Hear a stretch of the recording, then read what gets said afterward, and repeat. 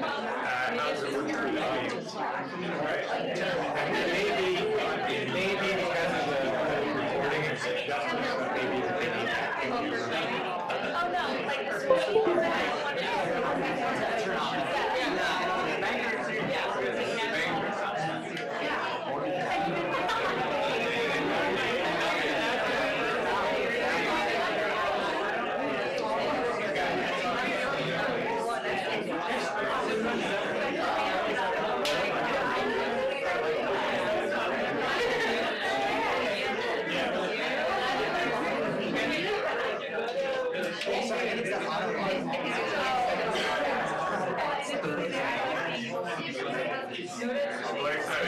I don't want to mess with the settings if it messes when you guys are doing it.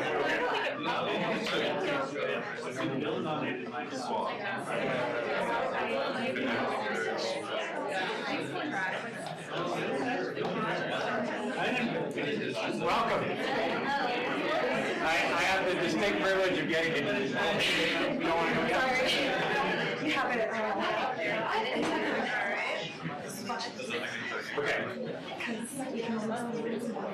Okay. Unfortunately, I just got you your exercise. yeah, I was doing it.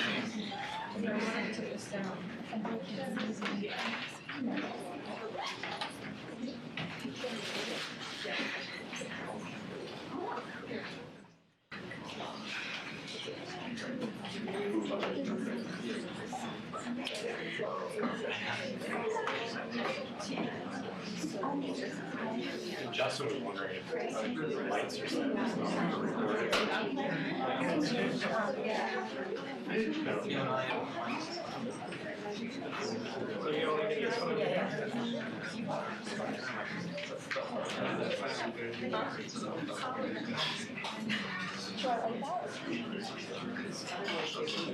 We were thinking of dimmer, so maybe slides better. Sorry. How's that? How's that dark screen look to everybody?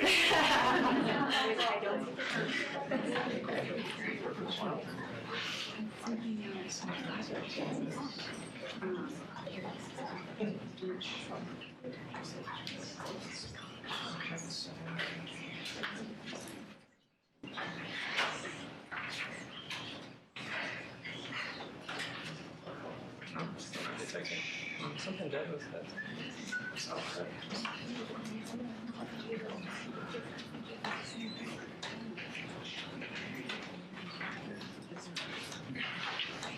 You're only getting this one.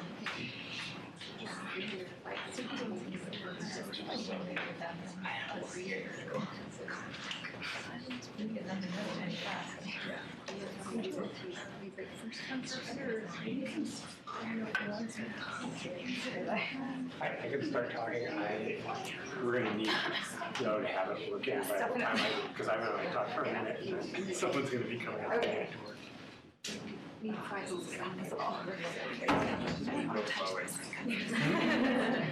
Speak real slowly. Really.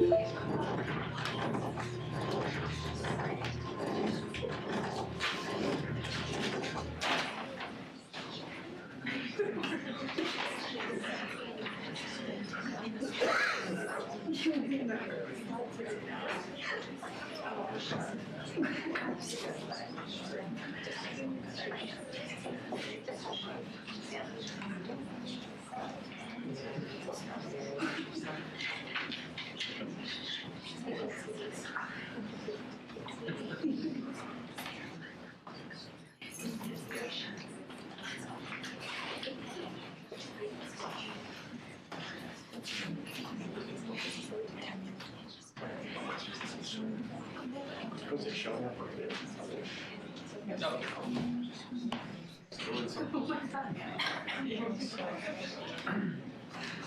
I could entertain you by trying to describe through my eyes what the technical problem is.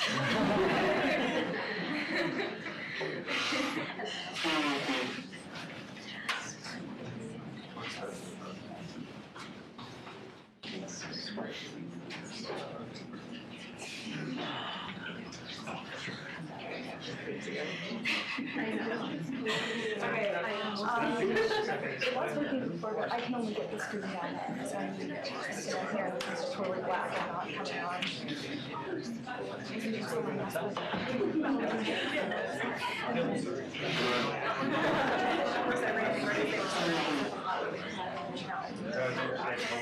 I know.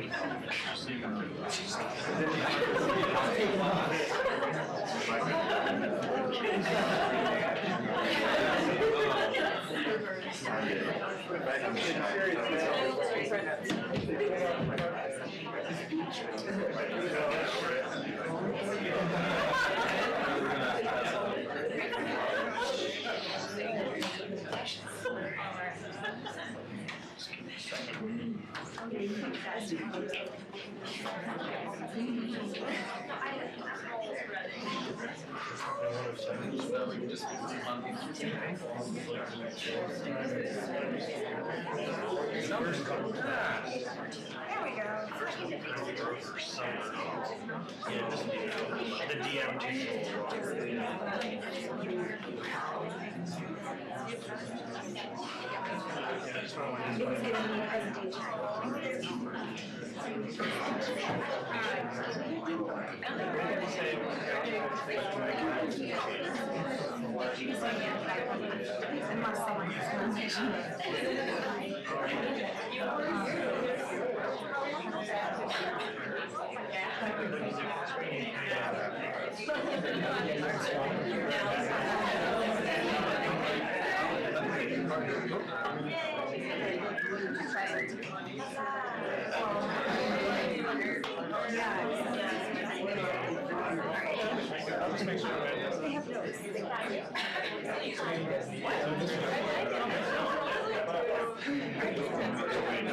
Thanks, Kate.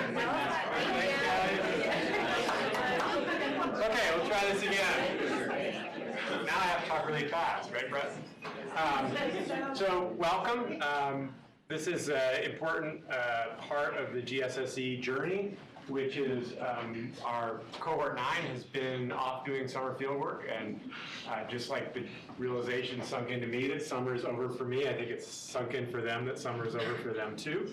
But before it gets too distant, it's a chance for them to share what they did over the summer. For those of you who are not part of the program, the summer work is probably encapsulated pretty well in this quote, that it's much easier to suggest solutions when you don't know too much about a problem. And so this summer was time spent really studying the problem and exploring approaches to that problem, both of other organizations and potentially organizations that the teams might take forward. So what they're going to do today is talk about their learning and about what they're doing now and what they're going to be doing in the future. But this is definitely not like a pitch of like, here's our business idea and here's how it's awesome. It's much more about here's what we learned. So there'll be 20 minutes per team. I think we can still do that. Yeah, perfect, if I sit down soon. It will take a break, and it's up to the teams as to whether they leave time for questions or not, and their 20 minutes includes switchover time. So if they did what I just did, they would only have 10 minutes, right? So this is the lineup, and I'd ask you guys to study it because I did not memorize it, so know who you are going behind. Cambodia, you guys don't need to worry about that. So again, welcome everyone, and sit back and enjoy these presentations. Cambodia team.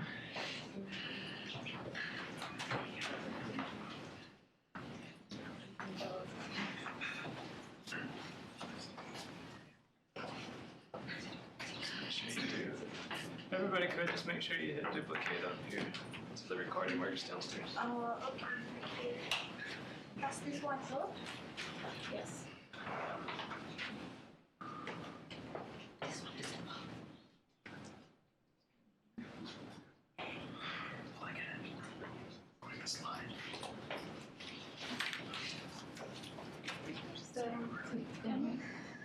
try?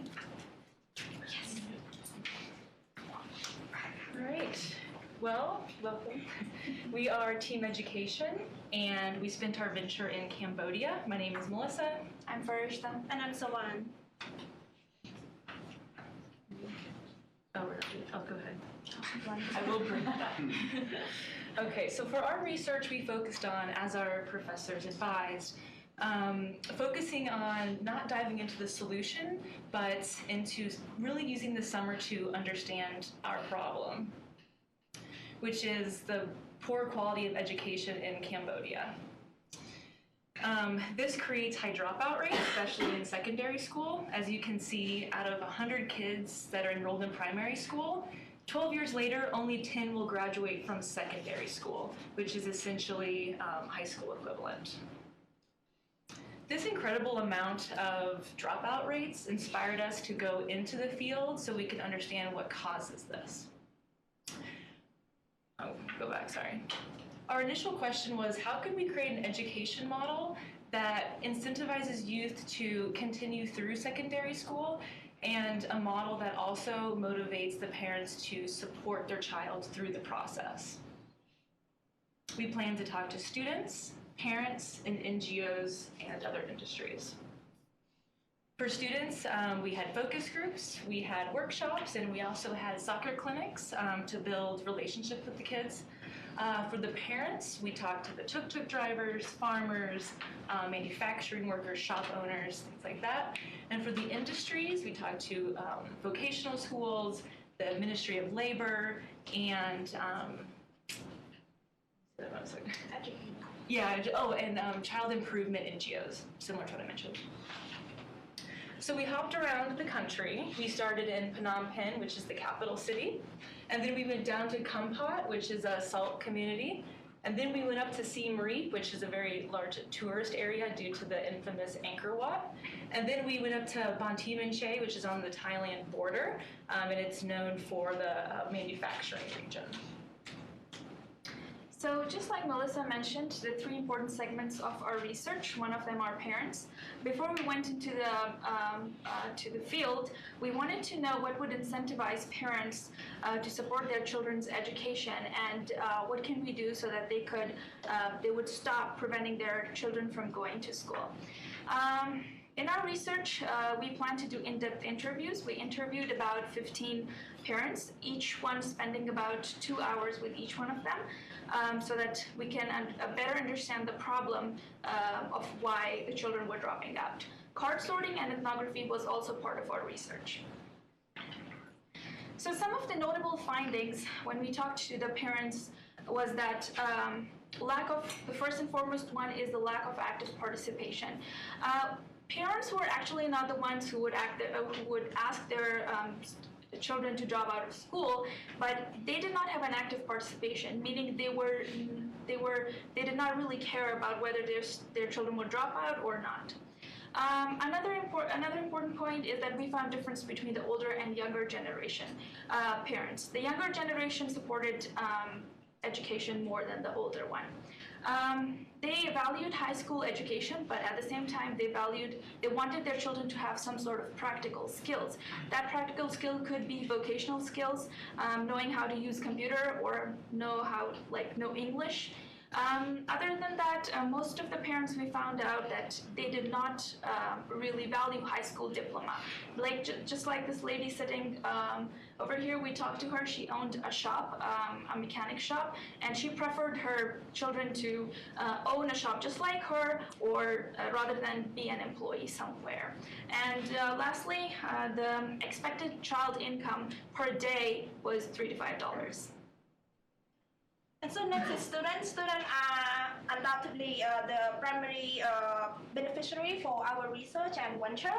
Going forward, we seek out to talk to two types of students: those who already dropped out of high school and those who are currently studying in high school, with the purpose of understanding the challenges in attaining education, especially in the rural area, as well as to seek out what type of education model that they prefer, whether it's related to curriculum, school environment, or teaching qualities. We do this. Our research activities include in-depth interviews with 11 students. We also conduct four focuses group, 2 workshops, as well as the soccer clinics. The idea is to get closer to the students so as to build better relationship, and so we could get a more genuine interest from them in participating in our research. So for those who drop out, the top reason that's been mentioned by most of the students is what in my language, in Khmer Cambodian language, is called Rien At Chol, which can be explained in English as couldn't retain learning, couldn't get out of what the teacher's explanation, and simply could not focus.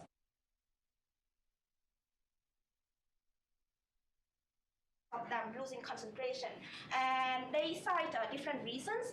Among them are financial difficulties at home, like they go back home and then couldn't hear about their parents complain about not having enough money, income to supply the families. They want to buy more materials. For example, they want smartphone. They see their friends having smartphone, but they don't have the money. So that kind of like motivate them to go find jobs. And when they find job, they get money to buy all those materials. They no longer focus in class. So that's the primary reasons. Cambodia is a developing country. Budget for education is quite low in our countries, and we do not have quality teachers, especially in the rural area.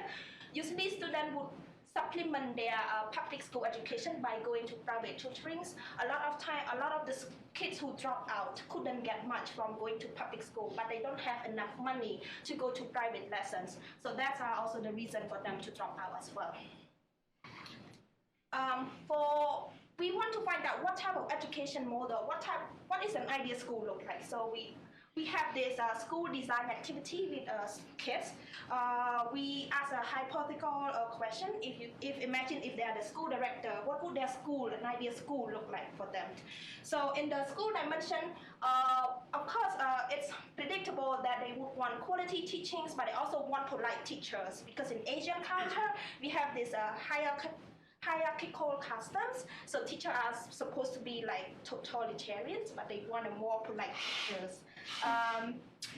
School facility, yes, a lot of resources with technology. A lot of times schools are underfunded, so we don't have that much resource, but those are things that kids look for. Interestingly, they also want a practical skill as part of their study curriculum. So that would include English class and other practical skills, computer science, computer skill, as well as those related to their community, agriculture, and those kind of things. So, but more importantly, although most of the learning happen in school, having a positive home environment is very important for the kids to continue. And they mentioned different role models in their family who keep motivate them, keep pushing them forward, and also an active participation from parents by just looking through their homework, make sure that they have good grades every month, and those kind of things are also play a role in building a very enriching learning experience for the kids. For industry, our industry question was, which industry model could be implemented into secondary school or vocational schools that could help the students generate income while obtaining their degrees? We did in-depth interviews and guided tours. The top 3 industries are agriculture, tourism, and manufacturing. For agriculture, it is the largest, and most low-income families have a small plot of land to produce food for their families. Drought and global warming affects the production level, and we talked to farmers and saw this firsthand, the drought that was going on while we were there. And tourism, it's also another large market. It's extremely seasonal and not very consistent. While we were in Siem Reap, we learned that tourism was down about 40%, which just means locals don't have jobs during that time. And then manufacturing is a growing employment market, and this is a bright spot that we found. There's a lot of manufacturers, the gap is there's a lot of manufacturers who are looking for skilled workers in Cambodia, but there's a lack of the workers that have the skills to work for them. A lot of the workers will go to Thailand or South Korea because they're paid higher wages, which there's risk involved with that as a Cambodian, because you can be cheated, you can be deported, or you can be given fake visas. For example, we talked to one guy and he paid $600 for a visa, and he went to work, was stopped at a checkpoint, turned out it was fake. He was thrown into jail for 3 months, and this happened to him a couple of times, and it's just not a good situation. So an opportunity we found was through vocational schools and working with creating a curriculum that connects with the manufacturers and what skills they need specifically, so when they graduate, they can have a pathway right into that job. So after our research and talking to all these people, we came across some interconnecting common themes. First and foremost, financial needs are very important for them. As I mentioned earlier, $3 to $5 per day is required income per child, and from that they had to fulfill their personal and family needs as well. Their personal needs could be transportation. That is, the schools are mostly far from their home, and they would need some sort of fee for the bus or at least a bike. Talking to the students and having focus groups, we heard from the students most of the time that they couldn't focus in the class. And then talking to the parents at the same time, they confirmed that yes, the students would lose focus mostly because they would see their peers, their friends to drop out. They would go work, buy all those good stuff, bikes or cell phones, and that's why they wouldn't focus and they would drop out as well. So it was more peer influence. Also talking to the industries, we found out that there are jobs available for students, but there are not enough qualified students available. Especially talking to Don Bosco, it's one of the known vocational schools in Cambodia. They mentioned the same thing. So we actually found a broken link between the students and vocational schools and employees. So therefore, we came across two business models. One is a joint venture with Imperial Language School in Kampot town of Cambodia, and another one is having an affordable after-school program using a blended learning system. So the first one, having a partnership with Chumkreel. Chumkreel, we visited the school, we talked to the director. He was mostly interested in working with the parents living in the town. The parents were mostly involved in salt farming, and the director was interested in helping the parents improve their income generation through salt farms, mainly helping with the salt packaging or farming, so that they can have better income. We as a team wanted to come in and bring in our consultancy skills, and so that we can help in creating a better salt production community. Another business model, which as I mentioned earlier, is having an after-school program. For this, we would use an offline blended learning technology. It's called EDME, and it's currently used in Cambodia right now. We would have more information about it later in the presentations. So basically, we would have quality education for the students that would supplement. That would be a supplement for those schools that have low qualified teachers or low resources. We would also consult students on which path they should go through, whether it could be a vocational school or a university degree. So we have two business models right now. So which one is the most feasible going forward? We use the market opportunity analysis, which we learned from our spring marketing class in spring semester to do that. So there are 20 criteria. However, I would like to highlight the top 5, which we think are the most important one. So the first one is personal fit, whether the business model, working with either parents or working with the kids, fit with our personal and team interests, resources, and also our expertise. The second one is whether it creates a significant customer value, meaning that's what the customer really want and it would improve their life significantly. The third one is in regards to the growing market size and market potential for that.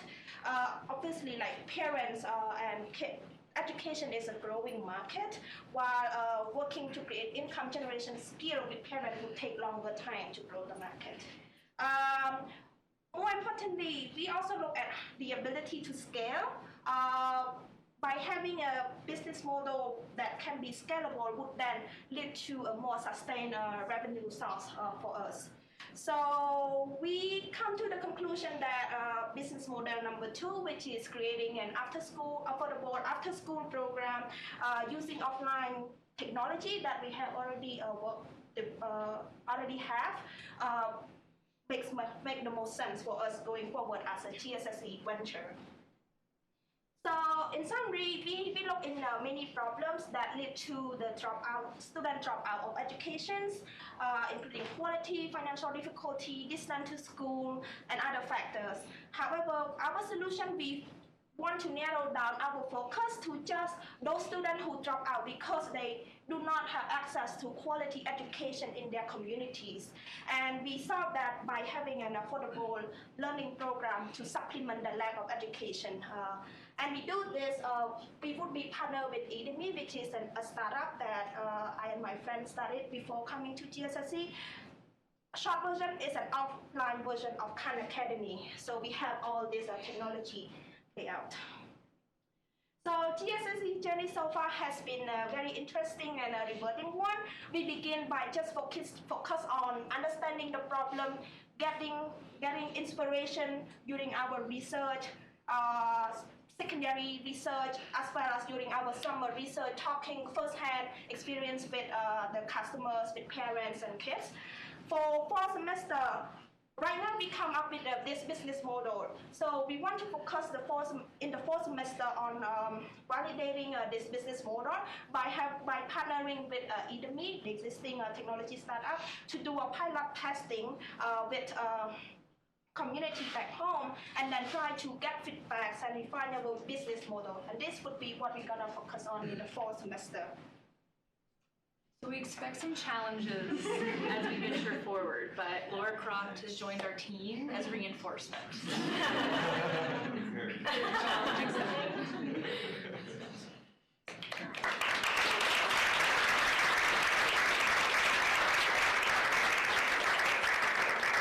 2 minutes for questions. Is the offline learning supposed to replace the private tutor lessons? And if so, how will the teachers feel about that? So I can answer that.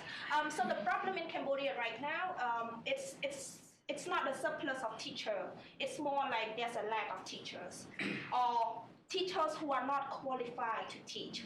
For example, in this community, they lack a biology teacher. So instead, they ask a geography teacher to teach biology instead, and that creates a problem, and that's one of the reasons students do not learn in class. So we would start out with communities or with schools who lacks teachers, and we supplement that. And the offline technology, it is not like totally just instructional video. It would be like what Udemy has now is a blended learning, where 50% of the time spent on watching videos and 50% on practical discussion in group, practical activity through discussion in group. And we do that with English, and we want to move on with more vocational skill. That. So just to add on, so the teachers that are actually teaching in public schools, they offer private tutoring. They're not qualified enough. So they're the same teachers coming and teaching giving same private tutoring. So that doesn't really help students. So we will have quality lessons for them. And by quality, because most of the quality high proficient teachers are located in Phnom Penh, which is the capital city, and that's why we should do the instructional videos instead of, because they would never go to the countryside and teach because they don't want to go there. Okay, I think that's time for this group. Thank you very much.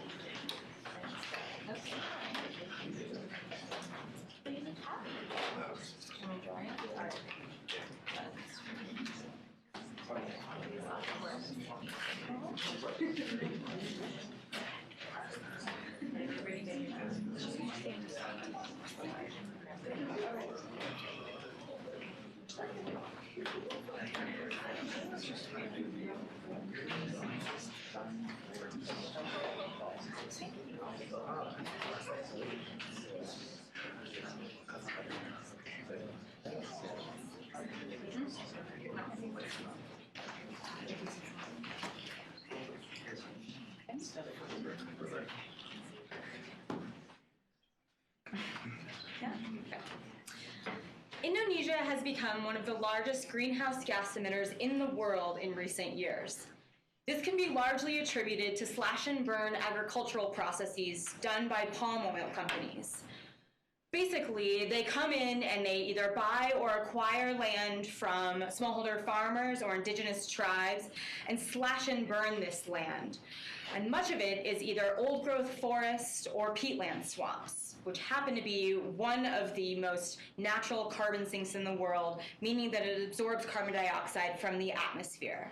So when they come in and they're burning this land, basically all of that carbon dioxide and other toxic gases get put back into the atmosphere, which can cause a lot of difficult problems.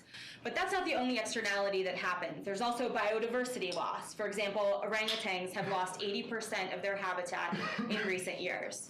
And also health risks to local populations. 43 million people in Southeast Asia were affected by fires from palm oil production last year alone. However, stopping palm oil production is not really feasible. These companies are very powerful, they have a lot of money, but also the government really likes them. They provide economic benefit to the country.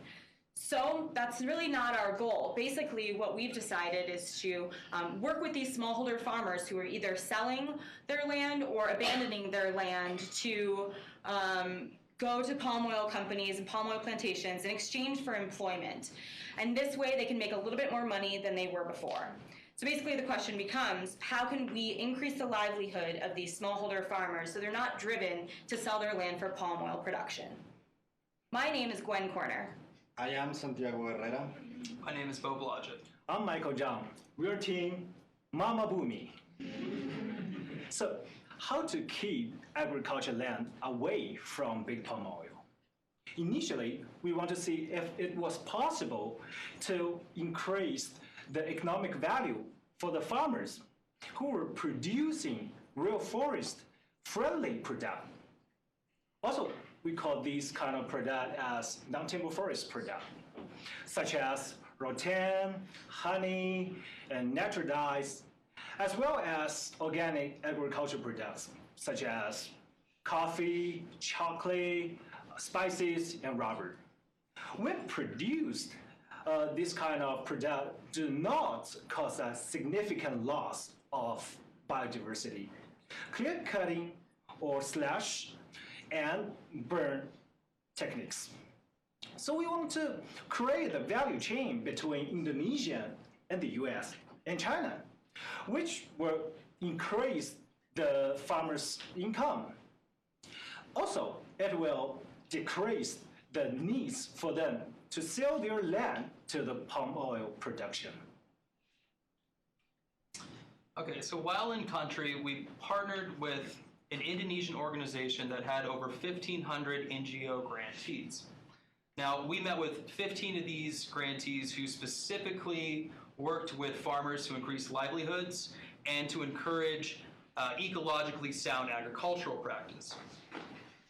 What we wanted to find out was what were the challenges within these individual organizations, what were some of the best practices, while at the same time looking at the various products they're producing and looking at market potential. One of these products you are all trying right now, which is honey. What we found was, in looking at all these various different types of products, there was one common theme, and that was that there was inconsistency with both quality and quantity of supply.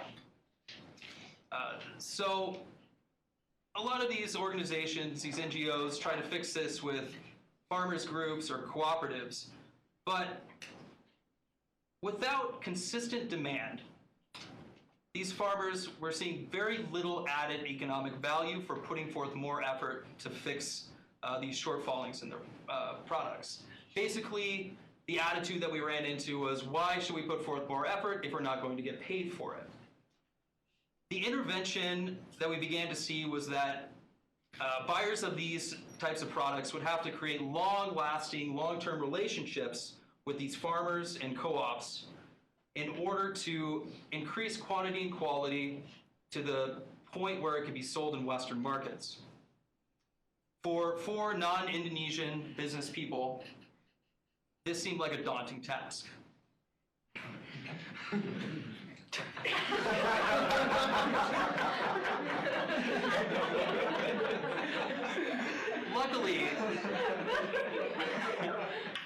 Luckily, we met with an organization called Javara. Javara is a social enterprise in Indonesia that focuses on congregating these various cultural, agricultural products that are, eco-friendly, and they can really fill the gap of providing a consistent supply. Some of their products include honey, rice, spices, vanilla beans, etc. So we think that because Javara has such a strong brand, and they've had a lot of success in Europe, however, they haven't had a lot of success in the United States. They've struggled to enter this market. We think that we can take their products, import them, and find appropriate distribution channels for these products. One other business model that we're looking at is focusing on one product or one grouping of products and developing our own brand. The challenge of consistent quality and quantity still exists. However, we think that there's enough of a gap in the marketplace for specific products like coconut jam, which is delicious, or spices, which have very high margin, that we can create our own brand and be fairly successful. Lastly, we saw that China, even though they're very close in proximity to Indonesia, they're not importing that many products. So we thought there might be some opportunity here, and Michael will explain this further. Yep. While in Sumatra visiting a lot of local coffee farmers, we met a couple of gentlemen who were the coffee exporters. So we had discussion on how to create the profit from the coffee export and also bring the benefits to the local farmers. So that was the motivation behind our market research and in-depth interview with a lot of coffee brands, wholesalers, and retailers in China. China is close to Indonesia, and it shows a great market potential for the freely brewed coffee. We found from 1998 to 2012, the coffee consumption increased from 199,000 bags to 1.1 million bags, with a 12.8% of annual growth rate, which is 6 times of that of global average. Also, we find there was 84% of the market share is instant coffee, and freshly brewed coffee just 16%, which include some very famous international coffee chain brands like Starbucks or Costa Coffee. So based on the high advertising costs, which is necessary to enter into the Chinese retail markets, we found existing coffee brands. You can see the logo here, very small. It's called Pure Coffee. Yeah, Pure Coffee. And try to replace their import coffee brands and coffee product into Indonesian coffee beans with the same quality and lower price. Well, as we have described, we think that we really find very special gaps and opportunities in all of what we see in this summer. But at this point, you might be wondering what is going to happen to Mama Boomy. So the first thing to keep in mind is that we are actually committed to make an impact, both socially and sustainably. Socially, because we are helping farmers in order to get better income, and sustainably because we are aiming at these products which are aimed to get a better greenhouse gas emission profile for Indonesia. So we still think that we can improve the economic value for farmers, and specifically for those farmers that are producing friendly products with the environment. However, we think that instead of working directly with farmers, it would be better for us to work on the other side of the coin, which would be opening the markets, which we have described in the United States and China, which are the largest markets in the world. So we think that there is a big gap and an opportunity for what we found there. Having that in mind and considering all of that, our first step is that we have to commit to a business model. So we have the option of becoming a distribution model or have our own brand, as Bob was describing. After we have done that, then we have to do the second step, which is choose the specific products. It is very important we share the specific products that we are addressing to the markets, both in China, which is more related to coffee, or in the United States, which is broader, but still we gotta have very specific products in order to meet the demands that we find here in these markets. Once we have done that, we have the third step, which is mostly we are gonna conduct most of the market testing side of things in order to understand what are the better channels for the products that we already picked. So it depends on the product. The channel is going to be different. We already know that, and we are in that side doing that research. We think that this way we can find consistent demand, which is what farmers really need, at least in Indonesia. Well, surely in other parts of the world, but what for we see they really need the consistent demand in order to improve on quality, quantity, and at the end their livelihoods.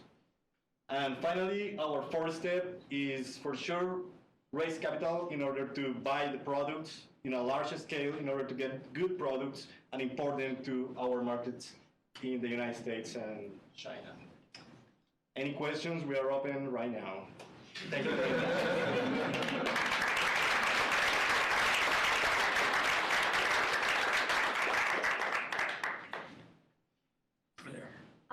Have you thought of any strategy how to promote those products into the U.S. market? I mean, we've been looking at a lot of, we go back. So, oops. So if you look at this diagram here, we've been looking at retail, restaurants, and we've been looking at some ways to sell directly to consumers. I mean, initially, one of the biggest problems with non-timber forest products is their inconsistency of supply. Now, a lot of them are seasonal, so that's why we're looking at restaurants. And then for the more sort of consistent supply that we can get, we're looking more at retail.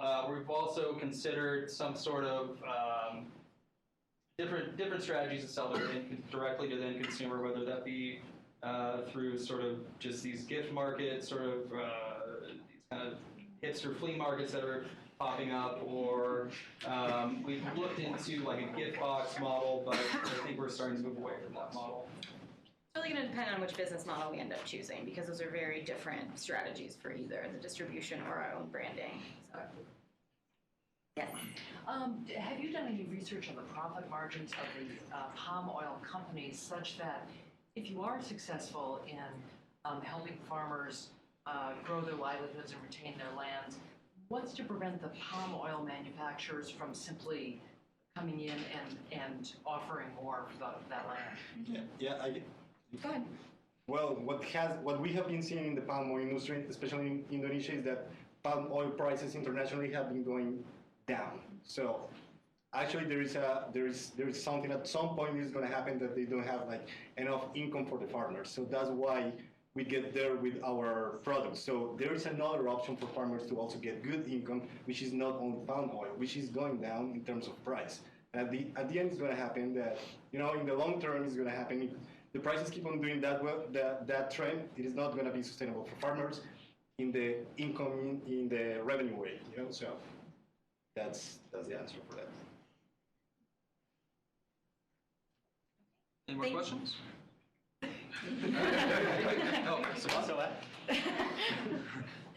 Regarding products, do you have any idea which product that would give you the most competitive edge in the US market, especially because like in the US there's so many products. So how? Well, like we've mentioned, while we were in Indonesia, we tried coconut jam, which we weren't able to acquire container because it's so popular. And also, but we think that that would do very well here the same way that, you know, Nutella does well. And, you know, it's kind of a blue ocean. It's not really sold in the U.S. Very much. So there's that opportunity. We're also looking at products with really high margins. So spices are among those. We're thinking about cosmetics possibly. There's a variety of oils and salts and minerals that you can get from Indonesia that might do well here. Yes. I think we're, Should we go? Are we out of time? one more. Okay. Have you thought about the Australian market? Also fairly close to Indonesia? Or is it Australia? Oh, Australian. Australian market? We really haven't talked much about the Australian market. One reason we chose the U.S. is our familiarity with this market. And the work that we can do here now in the safe space of GSSE too helps a lot. So. Yeah, and it's still Australia, even though that it's closer to Indonesia, China and the United States are much larger in terms of people and, you know, price. You get even though that we will have larger prices in terms of transportation, at the same time the scale is a good sign of that we can get an appealing price in the United States and in China instead of Australia. Thank you very much. Thank you.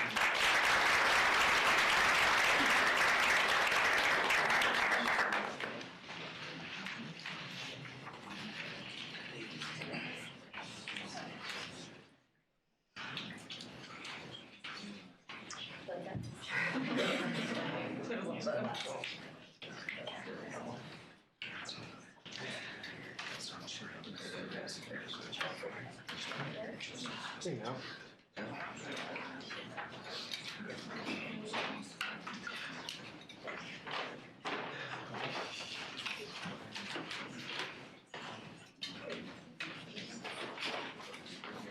Ready?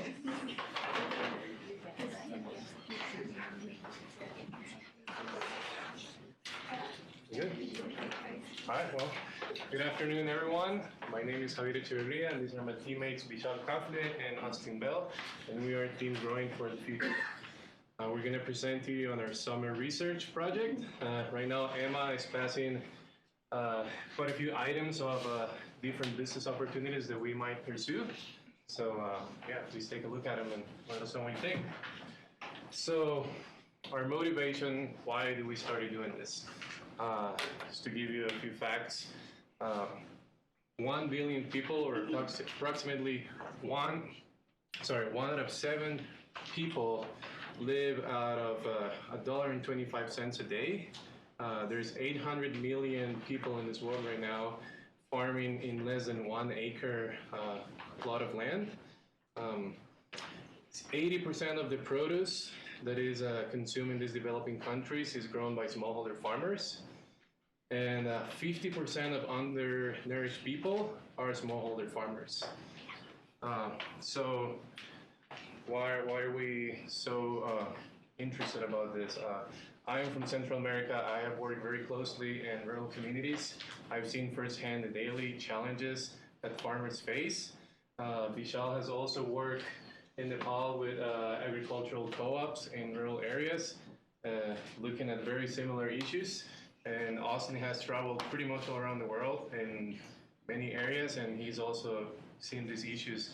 So, as an example, after petroleum, coffee is the second largest commodity in the world.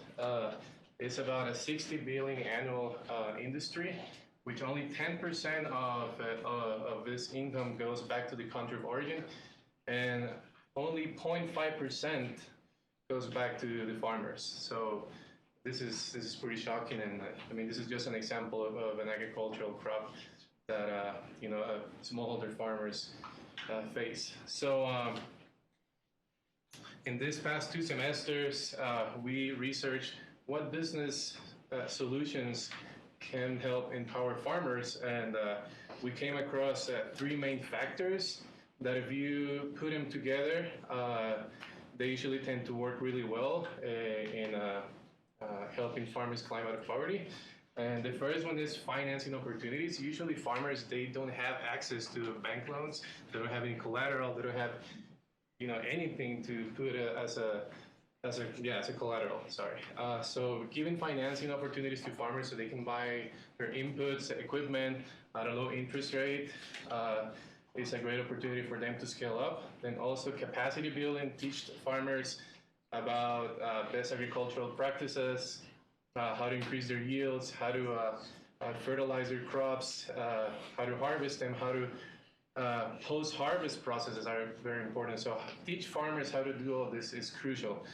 But none of these two components will help farmers unless you also help them with market access. If they can sell their products, they're in the water. So we believe that paying fair prices to farmers is also crucial in helping them climb out of poverty. So we divided our research in 3 countries. Most of our work we did in Guatemala. We spent 5 weeks there, and we spent around 4 to 5 days in Nicaragua, and then 3 weeks in Costa Rica. So in all of these countries, we were able to work with farmers directly. We worked at their farms. We went to their houses. We ate with them. We shared with them. We were able to do all of our research questions and analysis to figure out what's the root of these issues and what can we do. Most of our work we did with coffee, so we learned from planting, harvesting, drying, cleaning, roasting, packaging. So we pretty much became coffee experts. And I'm going to leave you with Austin. Yeah, so after becoming coffee experts, learning all the agronomical aspects of producing coffee, we developed a market analysis report for De La Gente. This report focused on selling roasted packaged coffee. Right now, they only sell roasted packaged coffee on their online platform. And most of those customers, well, pretty much all those customers are actually tourists that took the coffee tour with De La Gente. So they wanted to see how they could sell more roasted packaged coffee. Also because it has the highest margins for De La Gente as an organization, and it brings the most income to smallholder farmers.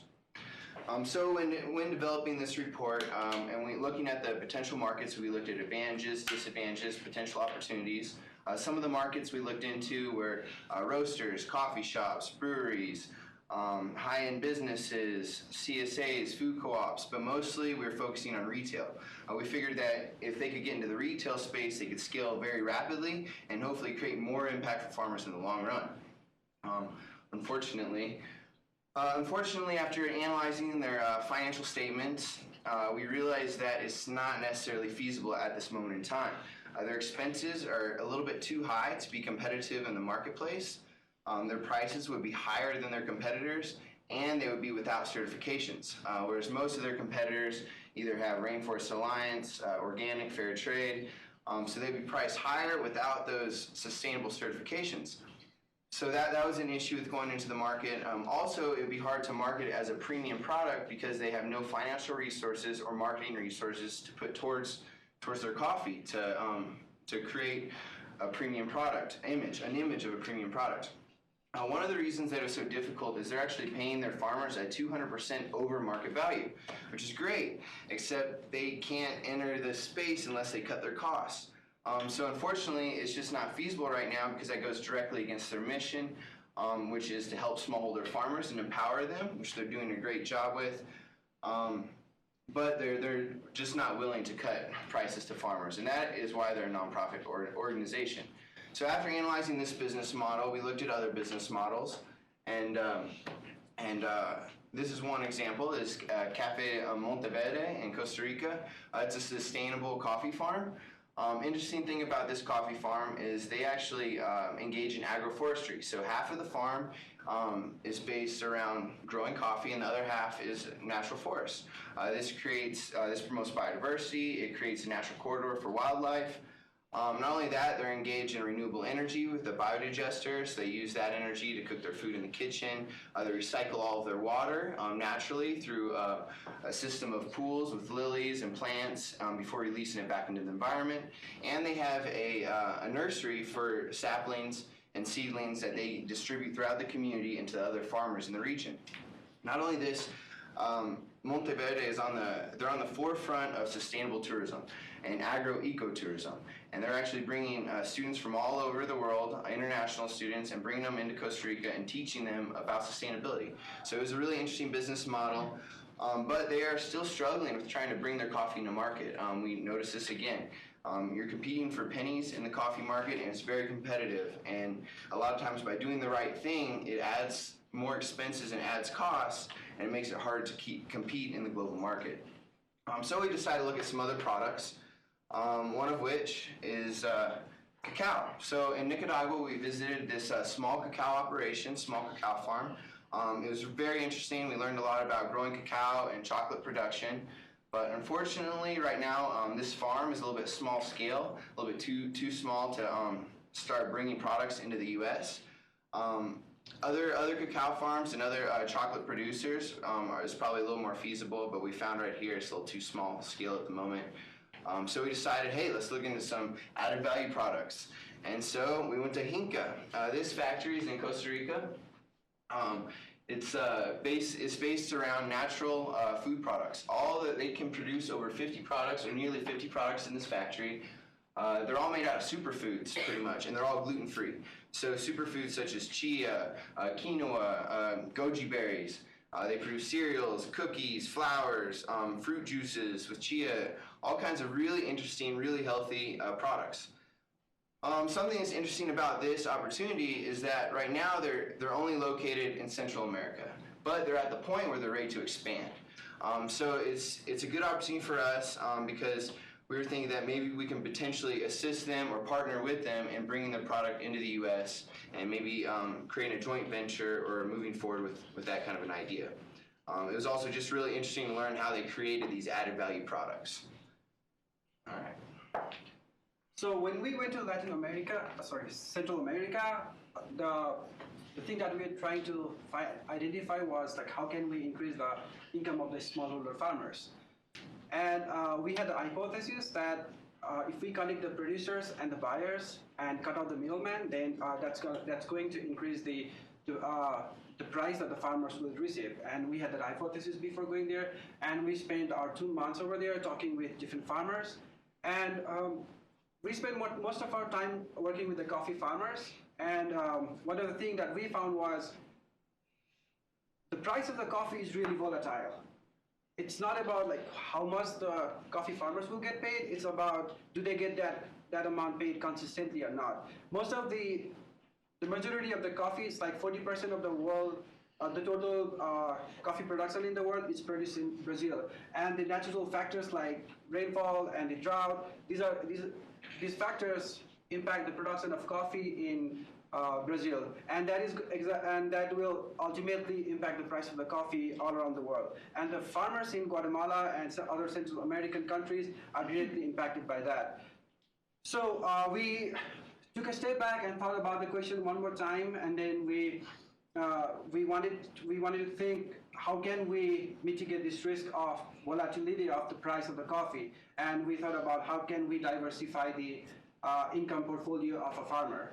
So thinking that we discussed different business models, and we came up with a few different ideas, and we had to choose 2 of that. So while choosing the business model, one of the things is we were really touched by the problems of the farmers in Central America, so we really want to get engaged with them in the long term. So that's one of our considerations. And we want to collaborate. We thought cutting out middlemen will solve the problem, but what we realized, what was one of our learning is we're not actually collaborating, but we'll be competing with some other people over there, and we're disrupting the already existing system, and we don't want to do it anymore. We want to collaborate, and we want to support whatever thing is already going over there. And we definitely want to work with the farmers and provide them extra income.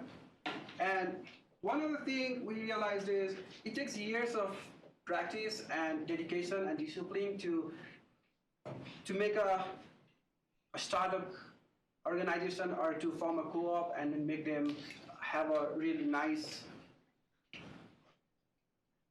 backbone so that they will be capable enough to export their product. So since we are working in, we are studying in States and we want to work after we graduate, we don't have the capacity to go to Guatemala or some other countries and fix the problems on the ground. So we rather we have chosen some partner companies, potential partner companies, and we'll be helping them export their product to the United States, and we don't really want to go there. It's like long-term work.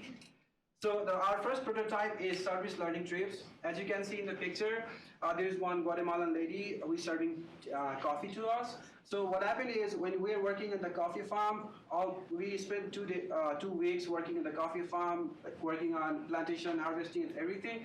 So that is under the service learning trip. We paid one organization and they facilitated all the service learning trip for us. So imagine like 20 people in our group paying $10 individual. So $200 is the amount that this farmer was earning a day, besides the coffee that he was selling to the market. So and we found that this is a really nice way to diversify the income portfolio of a farmer. So no matter what will be the price of the coffee in the market, she will always have additional source of income. And the different service learning trips are coffee tour, peanut butter, and as you can see all the other trips over here. And the interesting thing about this is we're not competing with anyone. There are so many tourists going to Central American countries, and there are so many people who want to go there, but they don't really know that this kind of thing exists. And the companies that offer these kind of services, they don't have a language ability and they don't have the knowledge of the market in US. So there is a big opportunity for us to connect the tourists from here and to connect the companies over there so that the farmers get more money and the tourists get a great experience. So the second prototype is the relationship-based trade model of handicrafts and value-added agriculture products. One other thing that we found was the wives of the farmers and the male farmer themselves, during the morning and evening time, they make some handicrafts, they do some embroidery works or paintings or different kind of things. And they don't really have access to a channel to sell it abroad at a good price. What they now do is they collect few farmers come together and they collect their products, and then they just like take it to a local store, and this local store is dependent on tourists to sell all of its product. Since tourism is a seasonal business, they don't have a consistent sale all over the year. So there's a big problem over there. And when you talk with farmers and those companies, they saw value in us since we understand the US market and we really want to create a business, a social business that gives back to the community and create a sustainable impact on the field. We saw opportunity to work together on this. So this also ties into our mission of giving back to the farmers' family, because if someone is buying this product, the price is directly going back to the farmer's family, and they're using that money to mitigate the risk of climate change and every other thing. So moving forward, we're really excited and really moved by the problems that we saw in Central America. So we want to create a sustainable business plan. And for that, we need to learn more about the US market, particularly in terms of handicraft and tourism. And we also need to understand the import regulations, what are the criterias, and is there any restrictions, how to make LC documents, and all those guidelines. And since we will be doing business in 2 different countries, there could be like legal risk and constraints. So how does that work? It is one of the things that we want to explore. And yeah, if everything goes well and if we make a robust business plan, then we want to start a pilot program as soon as possible. Muchas gracias.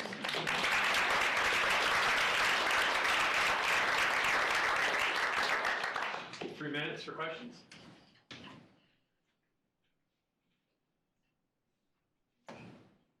You said that one of your prototypes was the service learning trips, right?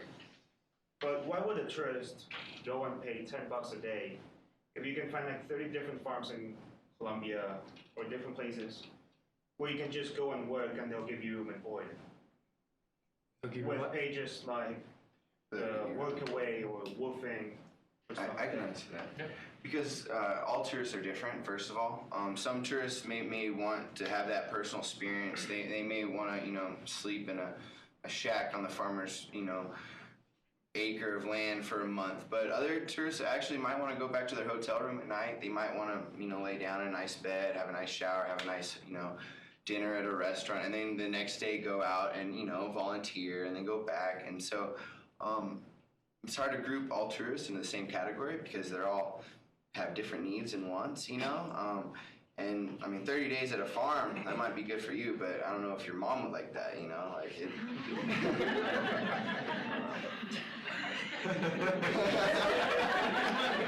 Next question.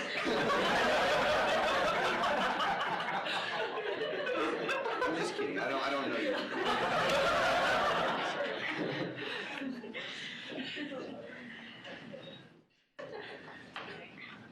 Please don't be the only. I'm interested in so the factory that you visited, all of that was producing like the chia seeds and the goji berries, were they working with smallholder farmers as well? What was their relationships with the producers? They have such a big array of products that we weren't able to ask about each one of them. But with some of them they do.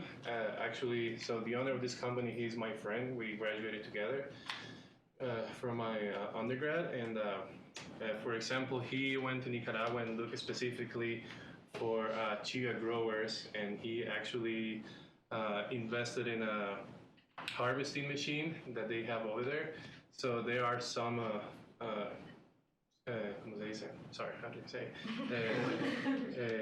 connection at that level, but that's something that with our conversations with him that we wanted to increase, and his supply chain also when entering the US market. All his products are gluten-free and they're natural products, but they don't have any sort of certification. So that would be one of the points when if we choose that business model, and when negotiating with him, if he would be interested into getting improving those supply chain issues and certifications, and yeah. Okay, thanks everyone. I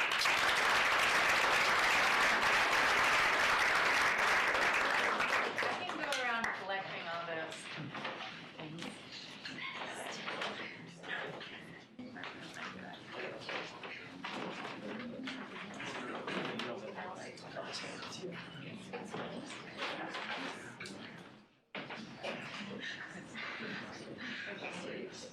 There's a break coming up after us, so feel free to stretch a little bit.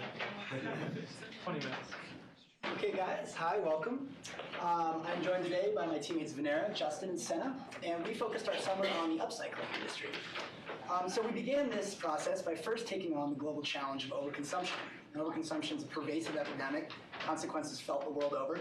So we felt it due justice to begin a top-down analysis to better understand the key drivers behind this issue, so we can start to frame how business could be a solution rather than a problem to this epidemic. So, looking from a policy perspective, we could see overconsumption as a consequence of ineffectual and non-existent regulation. Policies such as a carbon tax or cap and trade could certainly help facilitate the transition towards a green economy, but are so far non-existent. You can also see it as a series of perverse incentives. So this has created a system where actors are rewarded for increasingly extracting, producing, and consuming the world's resources as if they're infinite. Examples include oil subsidies or the complete exclusion of natural capital on company financials. We also looked at this issue as a consumer behavior issue. If we could incentivize sustainable behavior, we thought we could maybe create impact from the ground up. However, we began to realize that despite most people's best intentions, acting sustainably is really hard. It's just so cheap to dispose, and it's so cheap to consume and convenient. So we began to realize that to lower consumption is really contingent upon sustainable products and sustainable services achieving price parity with traditional offerings. So because of this, we decided to partner with Vartega. Vartega is the world's only carbon fiber upcycling company based out of Denver, Colorado. And their value proposition is really defined by the fact that there's a 30% scrap rate within the carbon fiber manufacturing industry. So 30% of all materials, which are expensive, hard to source, are going to the landfill. So they take these materials and reprocess it back into a value-added feedstock to be sold to the traditional industries that buy this: aerospace, wind, automotive. So our mission for them was to conduct a market research report exploring possible applications of their product within the 3D printing space, also known as additive manufacturing. We then wrote and delivered this report to them, and gave them our conclusions. So quick overview, additive manufacturing, 3D printing is a subset within this. Some of the key drivers behind this industry are research and development expenditures. Prototyping and customization are really, really easily facilitated through 3D printing.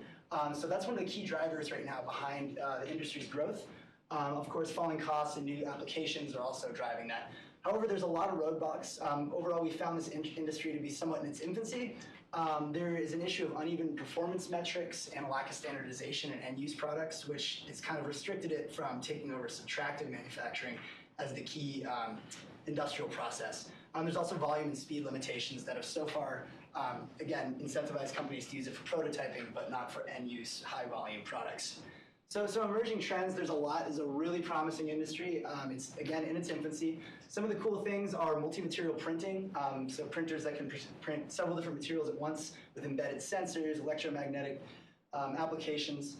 There's also the impact on the supply chain. So traditionally, subtractive manufacturing requires massive capital outlays, which has led to this increasing market concentration held by a few firms. But because of the low cost, low overhead nature of additive manufacturing, there's the prediction that this will actually open up a lot of space at the bottom of the market for new entrants to work their way up. So we wanted to have a quantitative approach towards our research, and we conducted our secondary research to set a base to continue with our primary research. Our primary research basically included interviews with experts and companies in the market. We consulted with researchers and professors from the CSU and also with our partner Vartega. And we also visited the Sanpei Conference and Oak Ridge National Lab. Because our interviewers were from different fields with different expertises, our interviews were not the same, two interviews were never with the same outcome. However, there are four main factors that were similar across the board from our interviews' outcomes.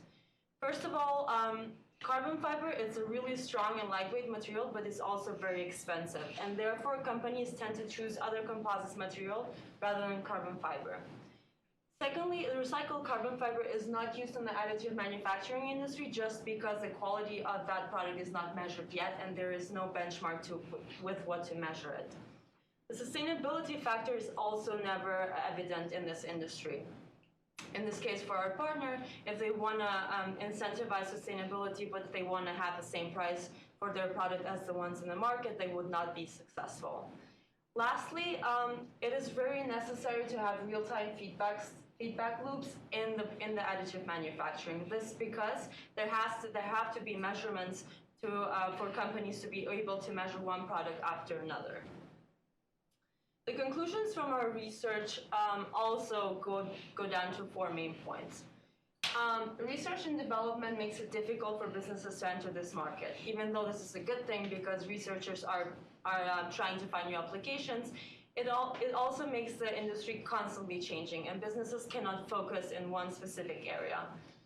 Secondly, as I mentioned, there is high opportunity for product development, but again, companies don't really know what kind of products or what type of applications to focus on.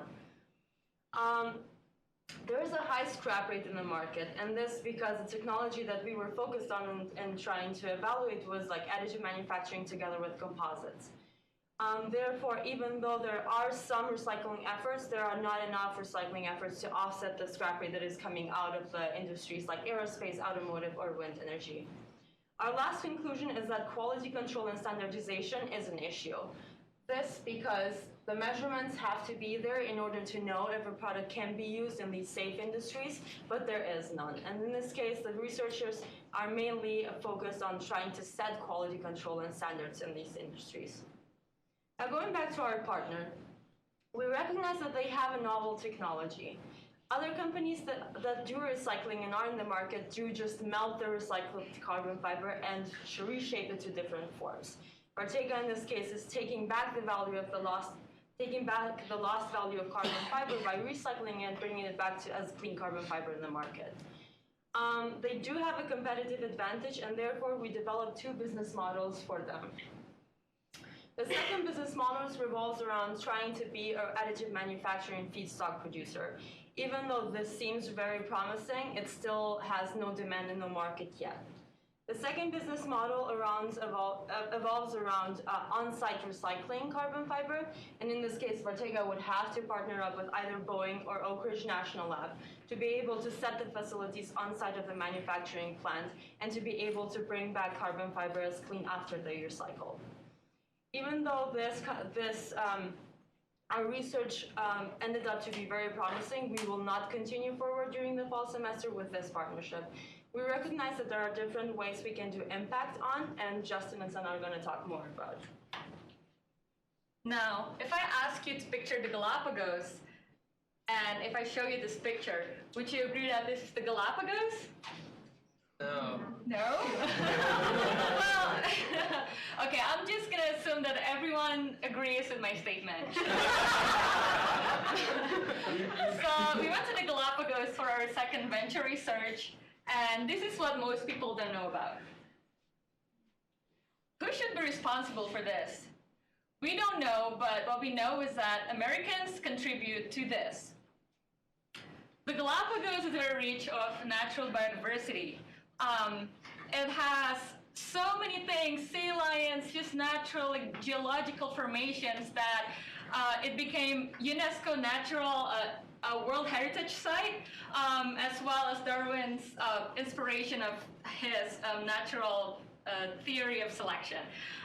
So because of its beauty, it attracts so many people to come to visit the islands, and thus the Galapagos relies on the tourism industry for so many years, as the Galapagos generates 51% of the total economy just from the tourism industry.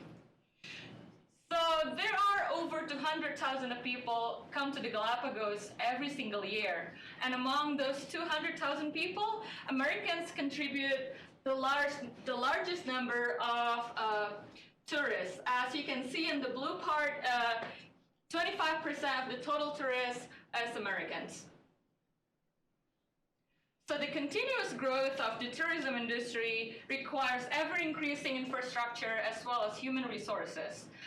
The growth in the tourism industry also creates local businesses, increasing immigration.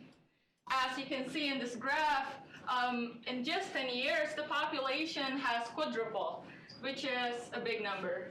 So that immigration issues is a cause of the amount of waste generated, and so it creates overconsumption, and then the overconsumption puts the Galapagos in UNESCO World Heritage Site at risk, and the UNESCO cites that the cause of the endanger is because of the tourism industry. So we invited along this NGO that is based in the Galapagos, which is called Intercultural Outreach Initiative, or known as IOI. And this is a perfect partner for our team, not only because they work side by side with the government, such as Galapagos National Park, the Ministry of Health, and Isabela Municipality, but also because their goals align with ours, which is to implement projects that address global challenges, including waste issue. So when we did our research before coming into the Galapagos, we found the report written by World Wildlife Fund in 2012, and on the report, WWF gave recommendations to the Galapagos, to one of the most populated islands, Santa Cruz, and told them that in order to have a proper management waste system, by means technically, financially, and socially sustainable, they have to have four things. First of all is waste minimization, reuse, recycling, and compost, and landfilling. But we found that on the report, not all of the four things worked really well. So first of all, and there are challenges in each of them. And first, I'm going to explain about the waste minimization. The challenge here is that it requires a long term of educational campaigns due to behavior and consumption pattern. And the second one is recycling. It has been done on the islands, and they sell recycled waste materials to the mainland of Ecuador. But the challenge here is that there is a long supply chain and logistic issues. And landfilling is the last thing they want to do, recalling 97% of the national park, 97% of the islands are national park. So, oops, whoa, what happens? So by looking at that, we decided to focus more on reuse, or in our subject, upcycling. So the beauty of such a high-profile ecological site such as this is there's a huge amount of international and national domestic pressure to solve these problems, and not just pressure, but funding. So Galapagos Islands, if you don't remember, are 600 miles west of Ecuador, right off the coast. There's 3 major populated islands. We spent most of our time here in Isabela, which is the largest but the least populated. There's only about 2,000 people. Supply ships come, we found out, from the mainland of Ecuador twice a month, and they hit these 3 islands in order, and they go back mostly empty to Ecuador. So we saw that as a potential opportunity to load these empty boats with recyclable materials, get them off the island, and make sure they're processed somewhere. That's where we started. We immediately saw challenges with that. None of the islands have ports. So everything that comes on and off the islands, the big boats park way out in the ocean, and these little water taxis bring everything on and off one at a time. So that's not only a huge overhead cost, but also logistically limited by the size and volume to what you can put on there. This is our NGO partner. This nice gate looks like Jurassic Park. I thought it was pretty cool. So again, the international funding is huge. Over the last 15 years, European Union, World Wildlife Fund, all these organizations have spent a lot of money investing here and trying to solve the waste management crisis and obviously the ecological crisis. So Toyota World Wildlife Fund donated to every business and home on the islands these 3D separating cans for organic, recyclable, and non-recyclable. This is the good that's come out of that. So they have trucks on every island. In Isabela, they have 3. This is the medium-sized truck. They have a bigger one that has compacting for recyclable materials. They have an active composting facility with bobcats that turn everything over. And they have they're supposed to back up the recycling truck here and dump the stuff down the conveyor belt, and they sort it out. So those are all very big investments for an island such as this. They're working on, this is the compactor there. They're working on building an actual sealed landfill. They're still working on it. Currently, all the landfills are unsealed, and all the toxic chemicals just spew down into the water tables. So, and they have a medical waste separated. So those are the good things. The bad things is it's all on fire, and it's all being dumped in the landfill right now. Even though everything is separated by the population, it's still being dumped in the landfill. So why is that? About 6 months ago, this power inverter broke, and they don't have any spare parts or anyone to fix it, so the compactor doesn't work. Without the compactor working, it can't process any recyclable materials except for cardboard. So that's something we saw throughout the entire waste management system, is there's no redundancy in the system. If one thing breaks, everything kind of grinds to a halt. And we're trying to figure out the root cause of that, and it really seems to come down to funding. All of these facilities are donated by international organizations. The local municipality just kind of seemed to arbitrarily pick $5 a month for every household and business on the islands to charge for the waste management fees, regardless of how much waste they produce. So we're trying to figure out ways we could help them have more financial sustainability in their waste management so that they can keep these things running. It wasn't just compactor, but every truck had tires that were bald, should have been replaced 6 months ago. They hit a pothole, that truck's out. So one thing we did, we were lucky enough to be able to ride in the recycling truck for a full day shift. Ran my GPS app and logged the whole thing, and this helped generate data. So the speedometers don't even work on the trucks. They don't even know how far they're driving every day. So we produced this, provided a tutorial on how to use this for their own monitoring and evaluation, and we also provided a cost calculation spreadsheet for them that factored in all the different criteria they would need for spare parts. One thing you notice here is the city stops here, but the landfill and all the recycling facilities are way up there. This will show you that over half of their driving distance is just going to the landfill and back each day. So in addition to not having port, if we want to get material off the island, we have to deal with all of that driving for every truckload of material. So all these factors kind of combined. There's also a lot of road work, a lot of other issues. They combine to show us that getting material off the island is going to be challenging. We received quotes from a recycling company on the mainland of Ecuador, so we know kind of the rates for each type of material. we started instead to look at ways of processing it on the island instead of taking it off. A good example of this on Santa Cruz, they're already separating glass, they're crushing it down into these piles of crushed glass, and then they use it to produce asphalt and concrete in the infrastructure, and they sell it off, and that helps also pay for their waste management. Any South Park fans? So we're in an interesting spot. This project was 2 weeks long. It was right at the end of the summer, so we haven't had as much time to really dive into the potential technology solutions as we need. We're evaluating a few right now, but basically the idea is municipalities are already doing all of this legwork for us and producing these compacted piles. Once they get that compactor working, the other 2 islands is working.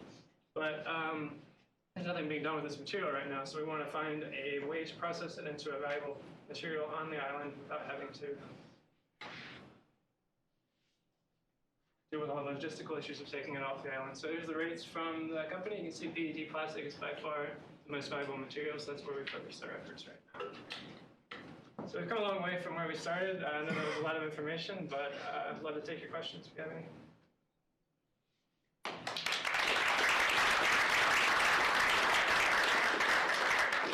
We have 2 minutes for questions.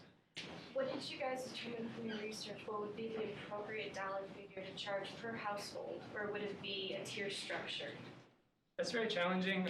That's part of why they need more value added into the supply stream for the municipality. Is the culture there is built around, they're used to having stuff donated to them, so there's a very low willingness to pay. So any increase in the cost to each household is going to result in the mayor getting kicked out of office probably. There's a lot of challenges there, and also the people know that they stopped processing the recycling, so they're really disenchanted with the municipality forcing them, and not just forcing them, but fining them if they don't properly separate the materials, and then it's just all going to the same place. So there's a lot of cultural challenges there. To answer your question, we don't have the exact numbers. We provided the spreadsheet, and they're still working on producing the volume numbers for us. Yeah, but just want to add on that. So because of that lack of trust, we're thinking about upcycling or reuse, just because so they can see there's actually so all the waste is actually created some added value, which they can consume, like a PET bottles turned into paper. Yeah, that's the technology partner we're looking at right now. They convert PET bottles using a low energy process into waterproof paper that is biodegradable. So that would be a tangible product that they would be able to see that, hey, my bottles are going to here. And things have to change before they can really adjust that. Yeah. Great, thank you. So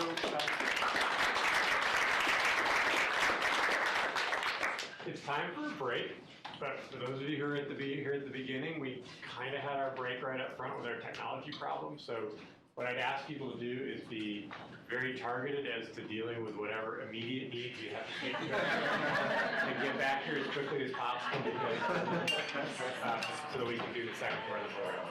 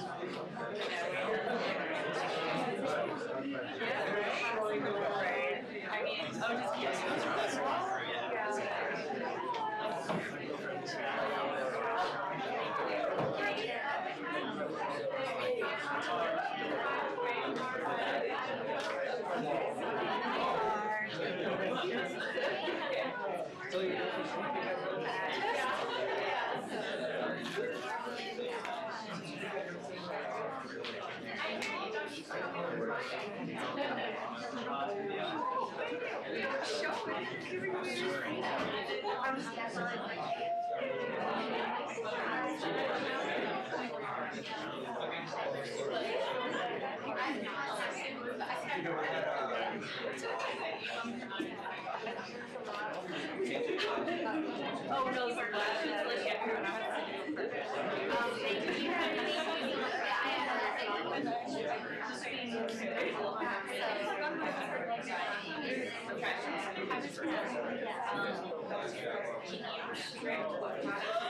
Seriously, yeah.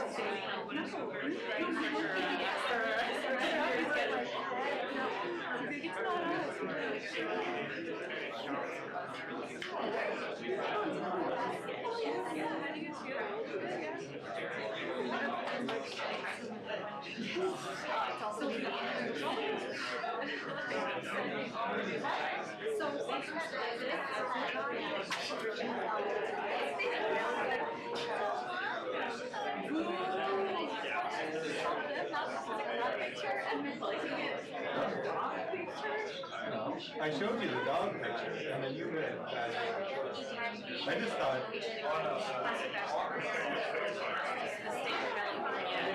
I actually almost suggested bringing back the cat.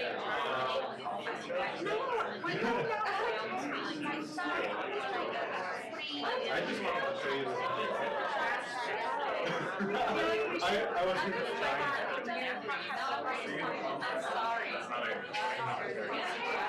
No, I didn't think it was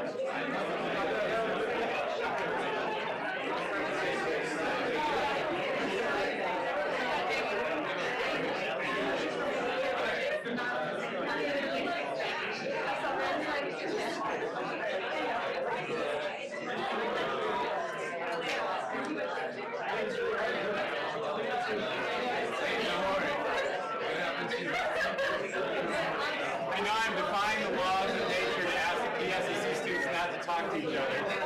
But if we can get you back in seats, we'll try to get going.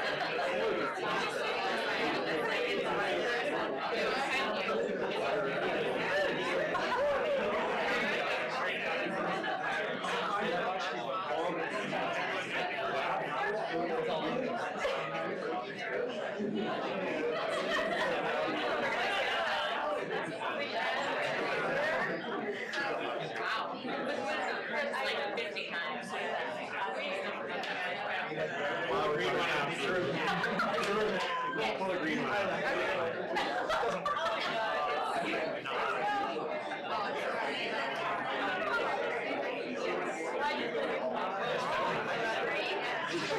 work.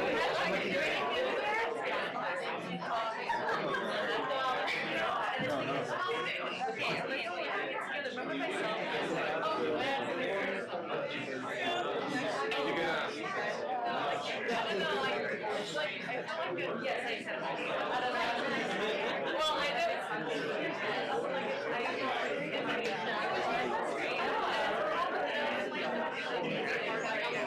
I know, it's like the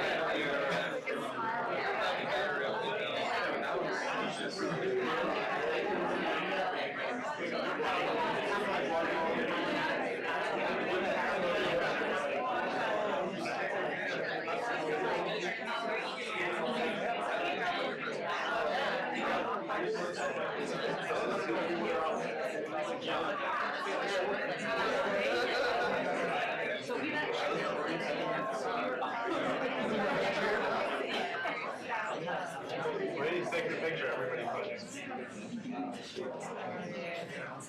I think we need to. Doesn't it seem like an awesome time to get started? Perfect. Go. All right. Hi, everybody. Good afternoon. Karibuni. You are welcome. You are very welcome. We are Team Tanzania, also known as Team Building Materials, and my name is Bree. I'm Danny. I'm Alex. And this is Shane. So as our name implies, originally we were working with building materials in Tanzania. And more specifically, we were hoping to answer the question of how we might provide affordable and quality building materials to bottom of the pyramid customers in Tanzania. To answer this question, we had to really dive deep into two global challenges, being the housing crisis in Tanzania and then also inadequate waste management. Tanzania currently suffers from a terrible shortage of quality and affordable housing, and the current housing deficit sits at 3 million units. This is due in part to land tenure issues and also rural to urban migration. This rapid growth within Dar es Salaam especially has led to an increase in the production of waste. And most of this waste, because of the inadequate waste management system, ends up dumped illegally in dump sites in the forest, on the beaches, and any waterways, ultimately making its way to the ocean. And not only does this create unpleasant sights and smells, but it also leads to severe health outcomes. To better understand this, we really wanted to dive deep into the supply chain and understand the different factors that contribute to processes and behaviors. And starting with the collection process, both formal and informal, and then moving to the companies that actually process the plastic and all the way to the end customer. Our research methods included a variety of techniques that we learned in our marketing class, and they really relied heavily on expert in-depth interviews, and we developed interview guides or protocols to go along with each component of the supply chain. However, when we got to Tanzania, our plan changed almost immediately as we lost our primary contact in Dar es Salaam. Might not seem like a huge deal, but we were in Dar es Salaam for 1 month.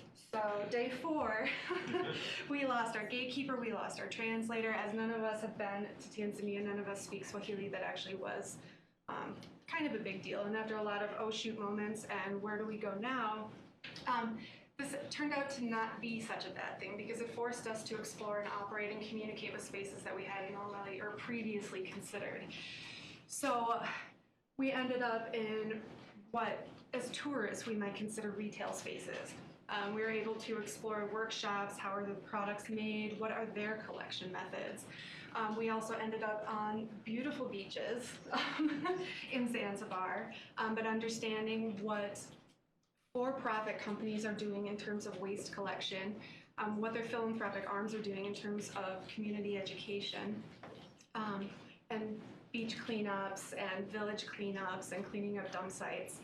There's also a lot of just walking around, knocking on doors. Emails went unanswered, phone calls went unanswered, so we literally walked around Dar es Salaam and showed up and found ourselves standing next to mountains of garbage. And then also just shopping. One afternoon, Danny and I were shopping across the street from where we were living, and come to find out they're working with recycled materials as well. And so we found ourselves in the back of a pickup truck on our way to visit their workshop to learn about their collection methods, their education programs, and then the types of products that they were producing. So some of the lessons learned in housing, basically, or mainly in roofing materials, is first that there are high quality options already, like the ones offered by Nabaki, but those are mainly for people who has money. At the same time, we found that there is very inexpensive options for roofing materials, like the ones offered by the National Housing and Building Research Agency, which offer a very low-cost alternative that is made out of cement, sisal, fiber, and soil, like the ones that you can see here. We found very interesting that in Tanzania, everything is reused and resold. So once the initial customer is done with the product, they just take it out of the street and resell it to someone. And that's usually how the people at the bottom of the pyramid purchase stuff. And also we found interesting that the people in Tanzania can't own land because the land belongs to the government. Now, regarding plastic, even though there is abundant plastic in Tanzania, it is very hard to get clean enough for manufacturing due to the resource, because of the resource. Mainly the water is scarce and the power is not reliable. And also the perception that people has towards plastic within Tanzania is that plastic is cheap, so they rather not use it or reuse it. Some of the lessons that we learned in the waste management is, first of all, that there is no incentives from the government. We also identified 4 different types of organizations that are working in waste management. One of them is like the typical private collection companies, like the parts you can see there. Basically, they just collect it, compact it, and take it to the landfill that it belongs to the government, and currently is overflowing and unsafe because it lacks of infrastructure. The second type of organization that we found is like SANREC, is waste management organizations, like SANREC, that works with hotels in Zanzibar, where even though it is illegal to dump and burn waste, most of the hotels are doing it because nobody is holding them accountable. They work with hotels and partner with NGOs and try to come up with these programs working on education and village cleanup. The third type of organizations are shredding and processing companies. They collect from individual collectors. They shred it usually into pallets like these ones you can see, and sell it. It can be locally or exporting. And the fourth one is small-scale artistic companies, like the ones that Bria and I run into, that basically they are making products out of recycled material, such as plastic, paper, scrap metal, and glass. And through our work with Zanrac, which is the recycling company on Zanzibar, we met a group of local women in one of the villages that would get together on a weekly or monthly basis to make artistic goods or useful goods that they could then sell to hotels or to tourists on the island. So the one that we met with had 76 women, and the main product that they made was doormats out of coconut fibers. So they would take coconut husks, separate them into fibers, make kind of a rope twine out of it, and I see Emma smiling. Make a rope or twine out of it, and then weave those into the doormats that you can see in the top right. So it was great for them, gave them a little bit of extra income, but unfortunately they didn't have very much business expertise. This is something that they would do on their free time, try to get a little bit of extra money, and then as soon as they made one, they would go over to a hotel and say, "Hello, would you like to buy this?" Not really too much business planning or scaling that was going on. But they were very open to help, they loved meeting with us, and so we think that it could be a good opportunity. So, although we're called Team Building Materials, we did decide to pivot.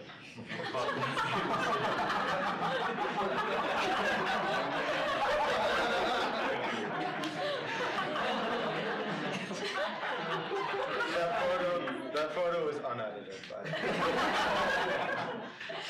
but kind of some of the reasoning that we had was we wanted to move away from building materials because to do that, it's very, or to use recycled plastics to make building materials is very capital intensive. You need a lot of machinery, a lot of expertise, and that just didn't seem viable for us right now. Also, there wouldn't be quite as big of an impact as we had originally hoped because there already are low-cost alternatives like what NHBRA is making and higher-cost alternatives that people can already afford but are still high-quality materials. Also, a lot of the builders, especially for low-income people, are inexperienced, so even if we gave them good materials, the houses might not be great anyway. But we still did want to work with waste management because we knew that we could have a good impact on the community, even if it's not a huge business. There's one village that we went to where just cleaning up the village and concentrating on getting plastic and garbage off the street, concentrating on waste management, they dropped their cholera instances to 0. And it was previously, just a year before, a big problem within that village. So we know that we can make an impact, as well as with the mamas. They have local connections, and it would just be great to help them make a little bit of extra income. So to come up with an idea, first, we made a SWOT analysis of those mamas groups.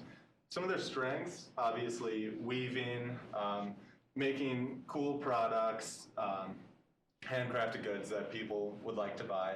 Weaknesses, as I mentioned, business expertise, very little contacts, very little capital, and although not speaking English isn't a bad thing in and of itself, if they want to sell to tourists, a lot of them speak English, so it is a little bit of a barrier for scaling.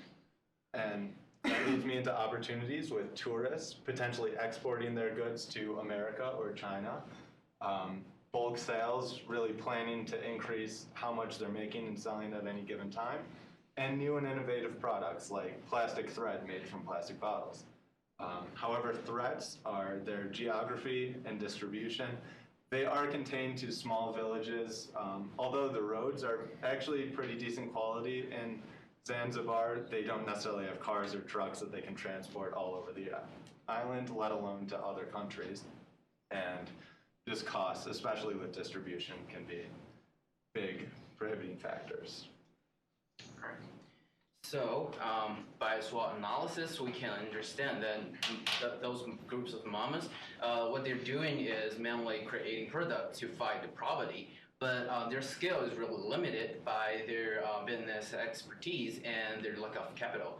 And what they want, or what they potentially need, is to increase their sales and maybe new products and to a more effective process. So that requires some service that can help them to formalize their business and lower their costs.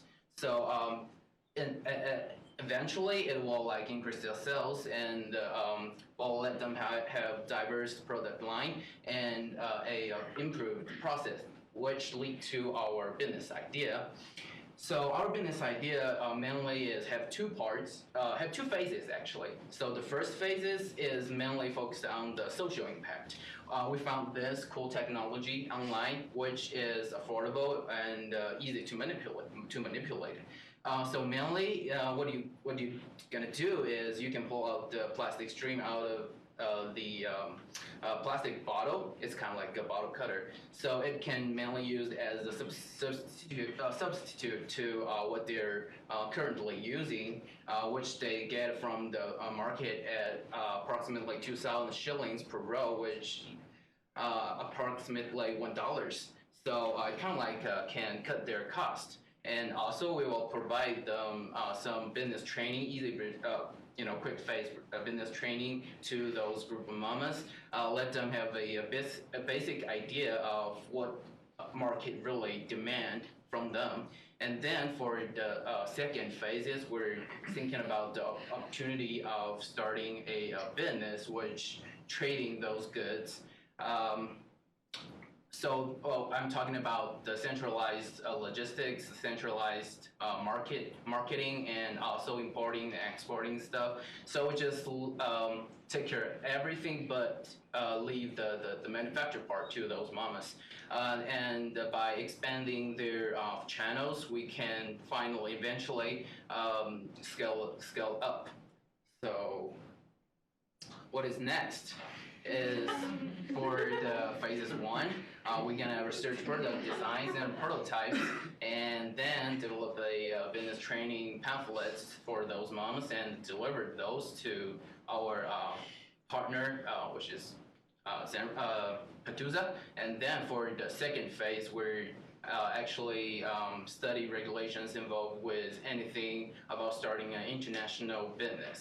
So by that, we can like contribute to the trip bottom line. For the environment, we can they can consume all the some part of their plastic bottle in their backyard, and then we can help them to find the quality, and also we find some possibility of being profitable. So that's basically everything. Kalibu. Questions?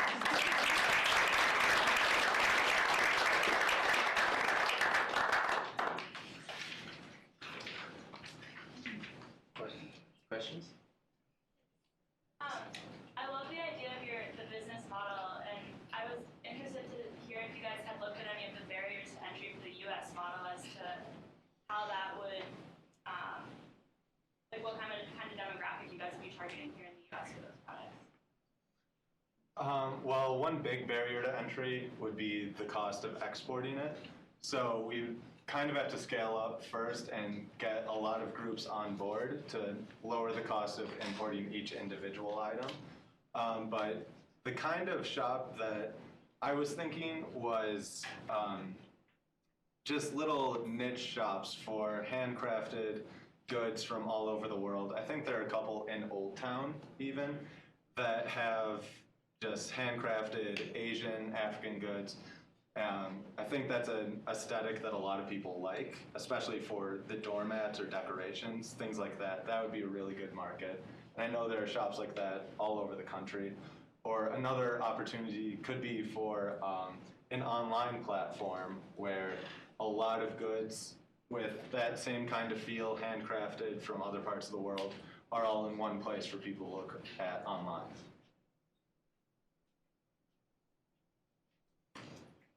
Great. Well, we'll shorten your time a little bit if there don't seem to be questions, so we can try to get through on time. So thank you very much.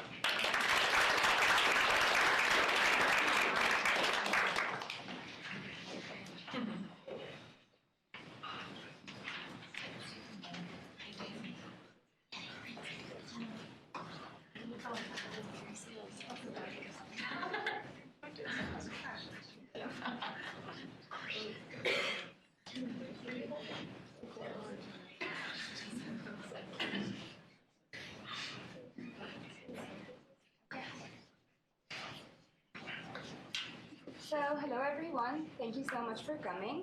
I'm Shurkan Mehdi. I'm Navad Faiza. And I'm Nick Schrader. Our global challenge is elderly care in the US. Our venture was in Colorado, California, and Arizona. The reason why we decided to tap into this industry is the growing population of elderly.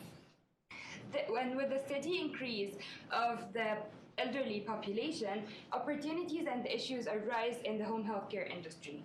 And as you can see on the chart, there is expected sharp increase in the demographic in the next several decades. So we started our research thinking of our business as being a referral company who would introduce or connect the elderlies with the service providers. We started by having 4 hypotheses. The first one being that there is a need for our potential customers to find care and manage care. Also, we thought that another hypothesis is that the elderlies would want to stay in their home as long as possible. Second hypothesis was that we could have partnered with service providers, being them individual or home care agencies who are willing to partner with us, so we would be the middleman to connect them with the elderly through technology. The third one would be that the internet usage will have a decent increase in the years to come, so that would go in our favor because the internet would be the first and primary source of finding home care. And the last one, but not the least but not last, is willingness to pay. So we assume that the seniors and their families are willing to pay premium prices for the services that we would offer. Then we started our research. The methodology of our research was basically primary and secondary research. First, we thought of having all these research methods like surveys, focus groups, and observation. But considering how this industry is and how it works and how you need to be really careful with who you're interviewing and how you interview them, we decided to go with expert and depth interviews. So we interviewed experts from the industry and elderlies and their families. What we wanted to do was that we wanted to have two perspectives. The first of experts in the industry and the perspective of the elderlies and their family on the other side, so we will know how the industry works. As I mentioned before, we are a domestic team. Therefore, we had the advantage to start our summer research earlier in the spring semester.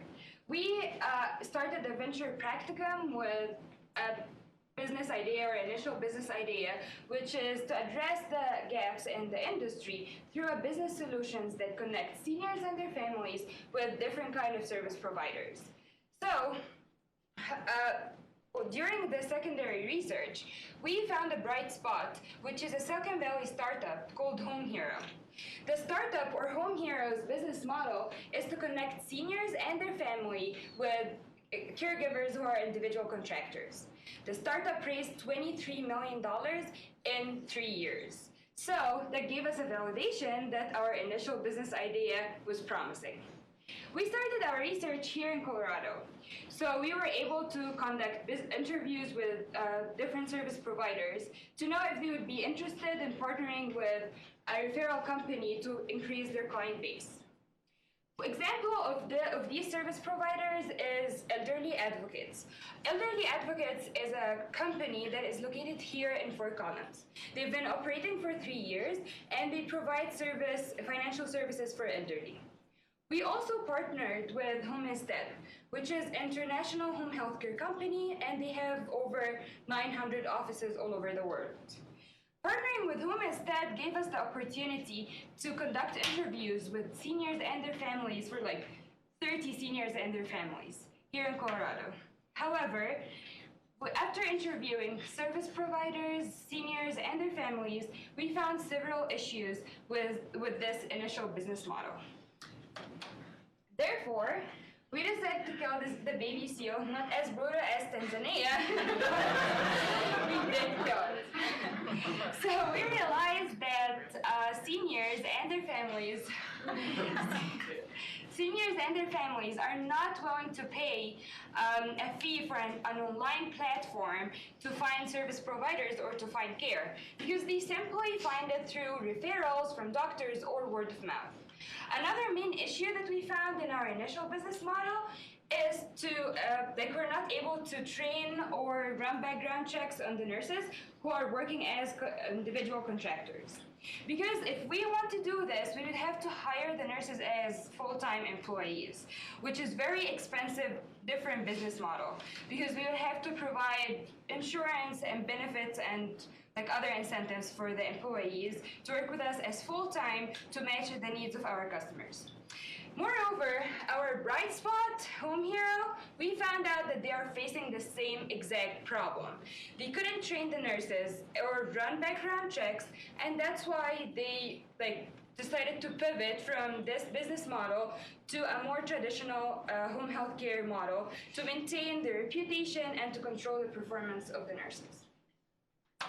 So after our research in Colorado and after killing the first baby seal, we decided to go and continue our research in California and Arizona. we wanted to see two different kind of models of operation of home healthcare industry in the United States. First one, California, the technology-driven, innovative market, and Arizona, the traditional one. So first up, California. We started our research by talking to a lot of different companies there and realizing what their problems are in the industry in California. We saw that the biggest problems were unreliable service providers, and the second one, a high rate of staff turnover. Then we met with Honor, representatives of Honor, this big player in the industry now, who already raised $60 million in funding in only just 3 years of operating. They found a way to tackle the problems that I mentioned before. They use technology to provide more reliable services, and at the same time, they empower their employees.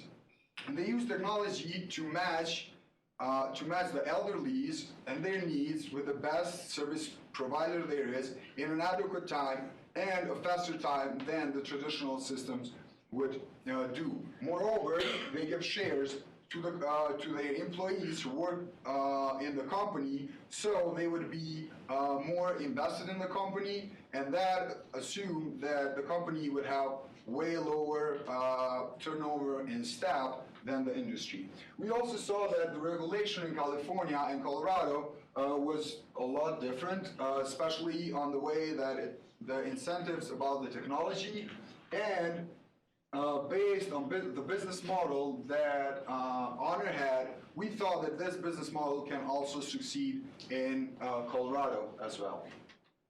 And then time for Arizona, our traditional home healthcare market. We went in Arizona and started our market research by meeting with Julie, who runs care coordinators, which kind of confirmed our thoughts that the market in Arizona is still traditional, which means that the employees are still paid minimum wages, and the way of finding care is the traditional one: yellow pages, word of mouth, or doctor referrals.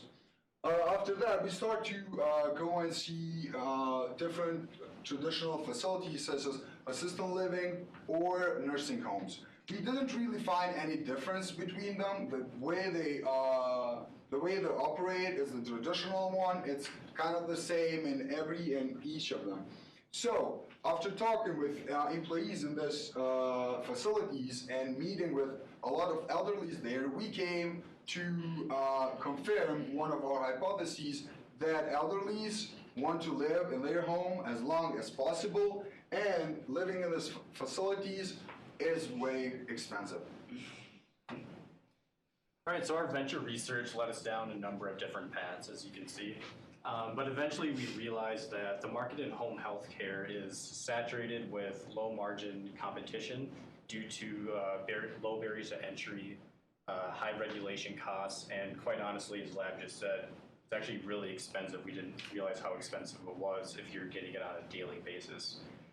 Then we had the issue, or we were kind of at odds with how exactly were we going to differentiate from these competitors, since it's so low margin. For instance, if a company like Honor, Suquan that we just showed you, were to relocate to Colorado, they have all the Silicon Valley money. How could we possibly compete with them? How could we possibly differentiate? And the sad truth is that we probably couldn't if they were to get out here right now. So these roadblocks kind of led us to kind of get back to the basics and remember just why we got into this space.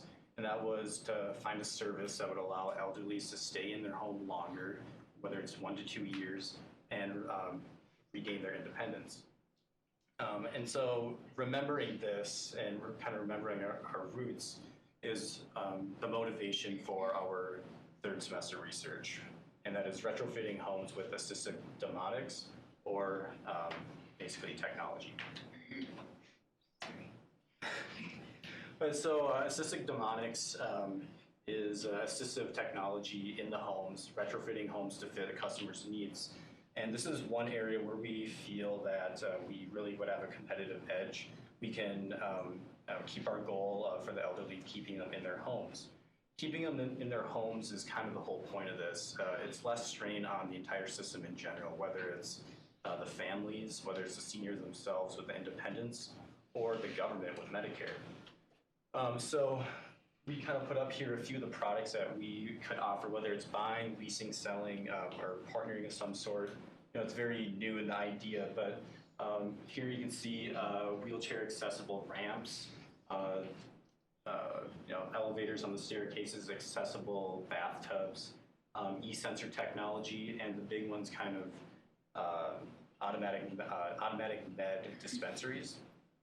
And so what we would aim to do in this market is to partner with home modification contractors, or basically construction, to come in, refit the home to whatever the client needs, then also partner with not nurses, but I'm blanking on what they're called, but they're basically in-home nursing specialists, or specialists that can basically give you tech support, customer service. They do monitoring and analysis, and they are basically there to not necessarily replace a nurse, but kind of show up once a week, make sure everything's okay, and then basically monitor from an office or wherever that might be. And obviously our target market would be those seniors and the families, but it's just slightly different, slightly pivoted in that these are people that are, they're able to stay in their homes and be independent. They're ready to remain independent, but not to the point where they're ready for a nursing home. We want to extend their stay for at least another 1 to 2 years. And talking about all this technology and retrofitting, and it sounds expensive, but in reality, it's actually more affordable than the other longer care term options. Nursing homes, assisted living facilities, daily home health care, where it's for 30 days, it's around $5,000 a month, which is really expensive. Retrofitting here, depending on the client's needs, it's going to be around $2,500 a month on average. And then you add in the fact that there's some ongoing support, monitoring and all that. That's estimated at about $10 a day, which is about a third of the cost of the traditional models. And on top of it being more affordable, you can actually get more creative in the way that you pay for these services. You're in your home, if you have equity in your home, assuming that there's different financial instruments you can use, whether it's a refinance, a reverse mortgage, a second mortgage. There are options available, so that's not cash out of pocket up front, which helps out the families a lot. You're not dependent on Medicare, co-insurance, deductibles, all that. In addition, we found a lot more company benefits for the company administering this service. One issue that we didn't really mention with the original matchmaking kind of home hero model is that there is a huge issue with backdooring, or basically cutting out the middleman. And we feel that with this type of model, you're providing a service upfront, and you're providing services all the way through the life of the process, however long they need it. So they're not incentivized to cut you out unless you're awful and they're going to competition, basically. Also, like I mentioned before, there's less dependency on nurses. There may be one person going out there once a week to check on things or do maintenance. But basically, you're taking nurses off the roads, getting rid of that inefficient windshield time going to and from the homes, and you're putting them in the office, or putting someone else in the office, creating more billable hours. And so this is kind of the space that we ended up in. We feel technology is going to be a huge part in this industry. It already is, and it's growing. It's very popular. But it's going to be a huge part of this as we move forward. And what we're going to do in this third semester is keep researching, keep finding out ways to hope to find a more efficient and effective business model. Thank you.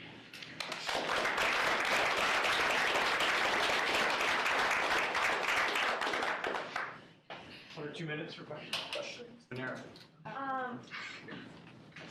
No, it's fine. Panera, then Gwen. What is the competition environment in the business idea that you chose to continue forward?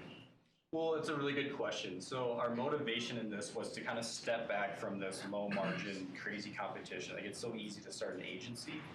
And so we, obviously in retrofitting, there's a competition with construction companies. But one thing we picked up on is construction is more of a seasonal job. There's a lot of layoffs come November, especially when I went back home where I come from in Minnesota. It's pretty much you get laid off in September, October, right? So at the very least, there would be a lot less competition in that space during the winter months, but we think that would be the biggest type of competition. I was just wondering if you happen to know your target market size, those people who are being unreached because they're going to the nursing homes instead of being able to stay in their homes now? So we haven't researched this part yet because we, with the retrofitting and all these new technologies and everything, it's we just pivoted basically 2 weeks ago. So yeah, because we apparently we love killing baby seals. So so basically it's just we realized that the other business model, as Levin mentioned, it's not gonna work, and we found an opportunity in this market, and we don't have all the information, and that's why Nick ended the presentation saying that we need to research more and know if this is gonna work or not. But and yeah, if I could add to that, this industry is so huge and it's growing, and there's not going to be one company. It's so fragmented. There's Home Instead here, and then a bunch of little, mom and pop shops around that are making any money. There's not going to be one agency that means everything to everybody, and there's so many different varying levels of income and I guess tech ability, or whatever the kids want, or if the seniors want that. So right now we're assuming that there is a niche there, and we're gonna vet it out a little bit and see what we can find. Moreover, just having seniors 10 to 15% of seniors staying 1 to 2 years longer in their homes would save the government and all these insurance companies millions of dollars a day. Thank you. We're going to move to the next group. Thank you.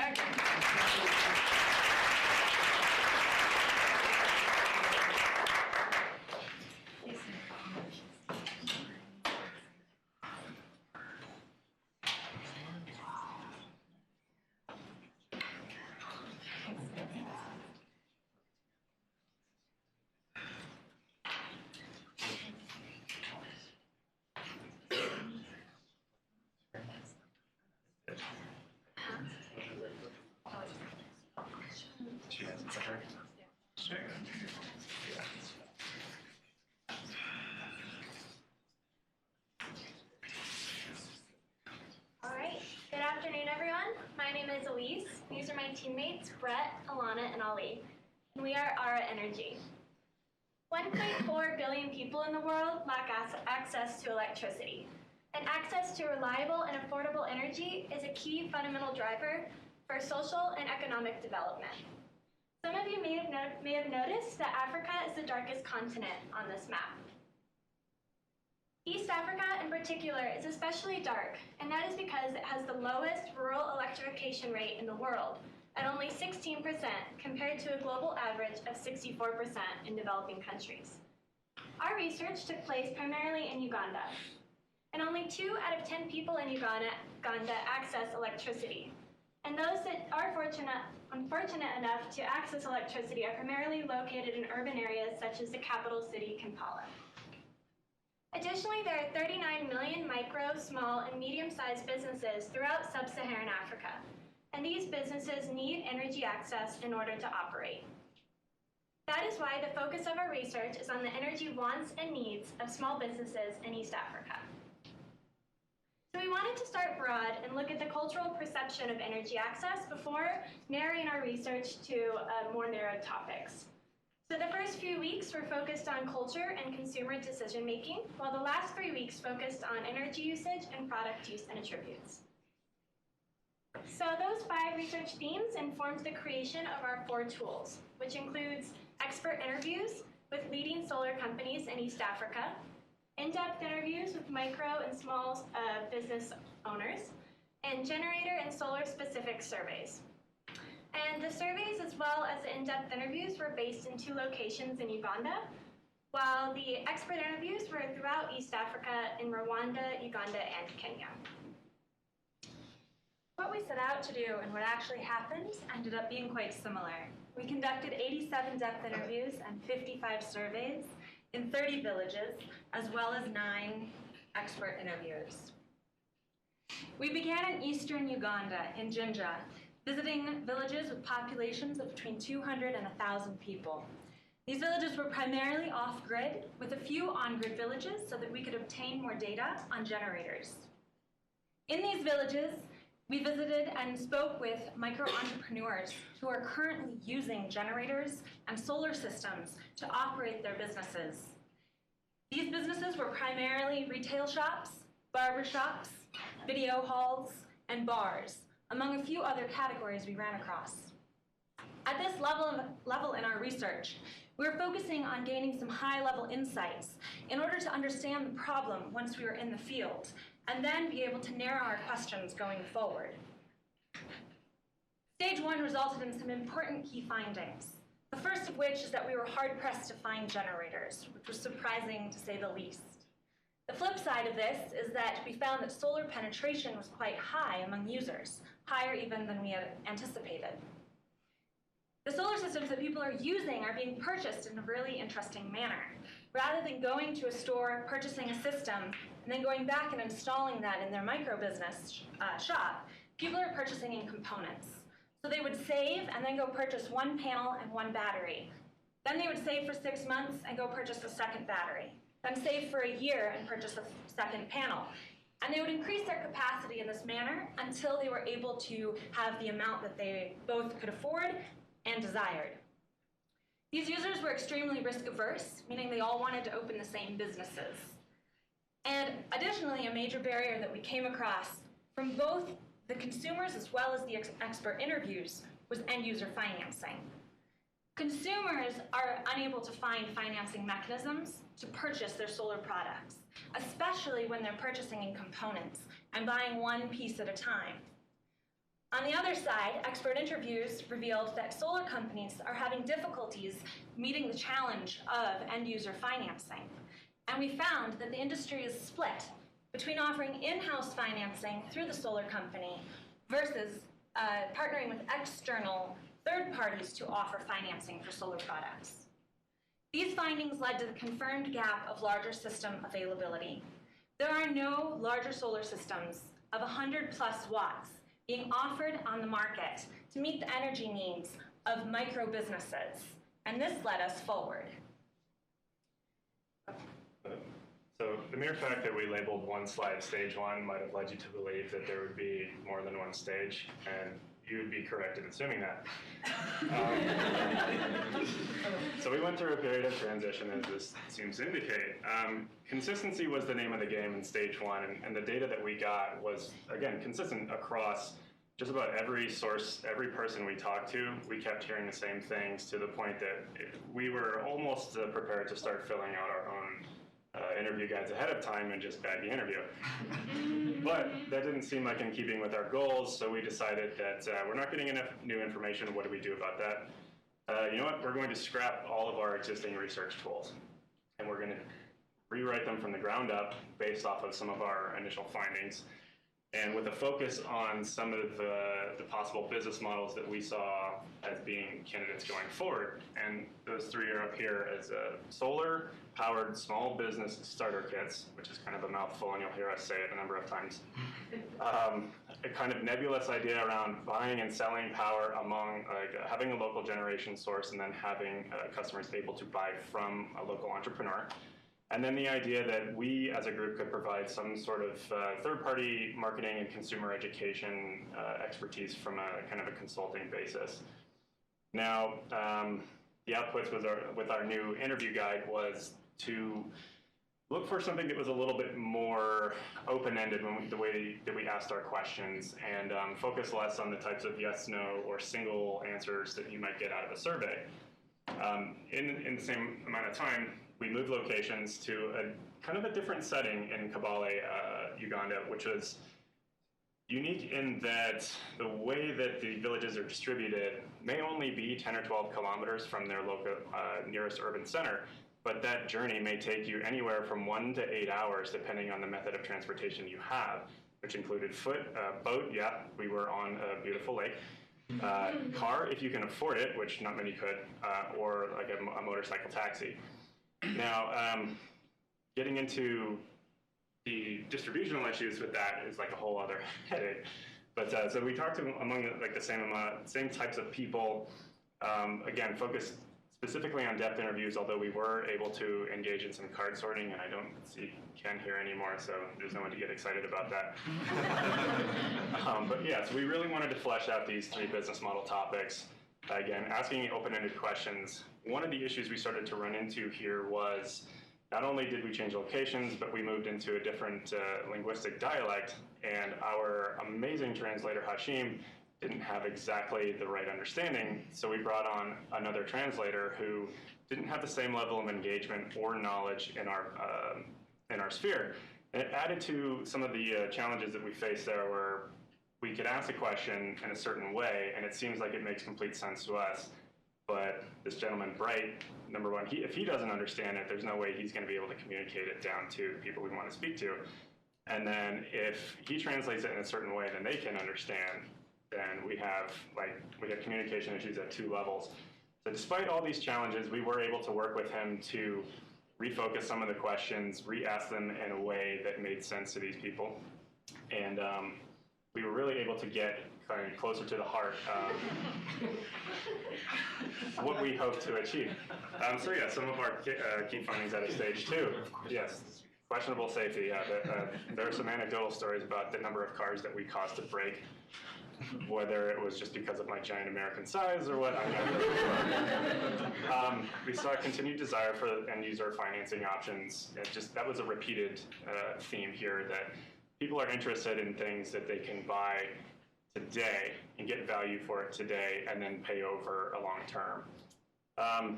There is definite interest in the idea of generating power locally and either being an entrepreneur who sells it or being a homeowner who buys it for home use.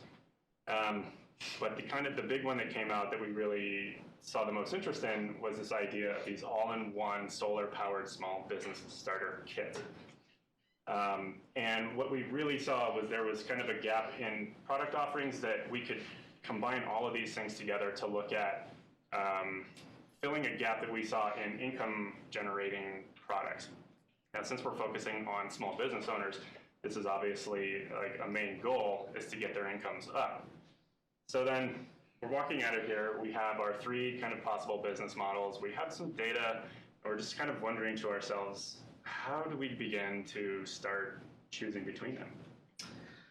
All right, so one other key finding from stage 2 is apparently Brett's inner peace that he forgot to mention.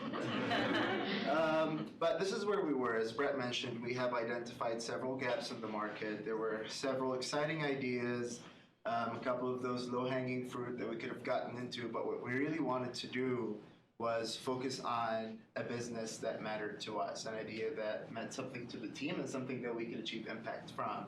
So we've developed our own criteria to kind of assess all of these potential business models and make sure that we're going with one that we really thought had potential for scaling, potential for impact, and was financially sustainable, amongst other things. And those criteria were not only developed for this stage, but this is something that we would like to revisit as we go on and develop further business models to make sure that we're on track and maybe develop more objective measures to define what scalability and impact mean to us. So this brought us to a value proposition that we're really, really excited about in the form of solar small starter business kits. All right, I'm gonna get this. Basically what this means is we package an entire solution for our potential customers. Now this takes care of several gaps that we've identified. There is a massive knowledge gap between the customers. They don't really know going into those businesses to buy the separate components what the best thing for them is. And there's a lot of loss of efficiency over here because sometimes they're not buying the right size of panel or the right size of battery or the right combination of these things. So we package an entire solution, make it something that they can afford, and at the same time be able to generate income from day one. You want to start a barbershop, you buy the barbershop starter kit that comes with a panel, the equipment. The other great thing about this value proposition is there are so many business starter kits that we could develop. Now, we've picked the ones that were obviously standing out because these are the businesses that people are interested in. But moving from one part of Uganda to another, those would change. Moving from one country to another, that would change. And that gives us a lot of potential to scale this business beyond Uganda, beyond East Africa, and anywhere else in the world where energy access is a serious issue. The other great thing is that our customer segment of micro and small business owners is largely underserved. It's a bit of a bluer ocean. There are a lot of players in the solar industry in East Africa, but most of them are focused on households. And these are people that could start generating income from day one from installing these kits and being able makes paying us back a little bit more realistic with financing options. So if we are going to be working with a product in a market like East Africa, that raises a lot of issues, especially, a couple of teams talked about sending stuff from China. We'll probably have to deal with getting stuff from China. So procurement, purchasing, those are serious issues that come up. Last mile distribution, being able to create a brand and spread awareness in a community that's largely illiterate and don't even have any sources of information that they can access. So these may not be the areas that we're going to be going into as a team, but this is definitely where a bulk of the research at this stage might be spent, either to look at possible solutions that already exist, potential partners that we could be working with, or, leveraging on the existing infrastructure in East Africa. So, looking forward from this point, what we really want to do is perhaps develop a minimum viable product, hopefully using off-the-shelf components in order to test this and see how well the market receives it. Beyond that, like I said, there are several business models that we need to look into that might address some of the issues or the pillars that we need to establish for this business to succeed. And we have a great partnership right now with Factory. They've supported us throughout, and we're hoping to go forward with this partnership. And see when we could potentially go back to this market and develop something more exciting. And you guys have any questions?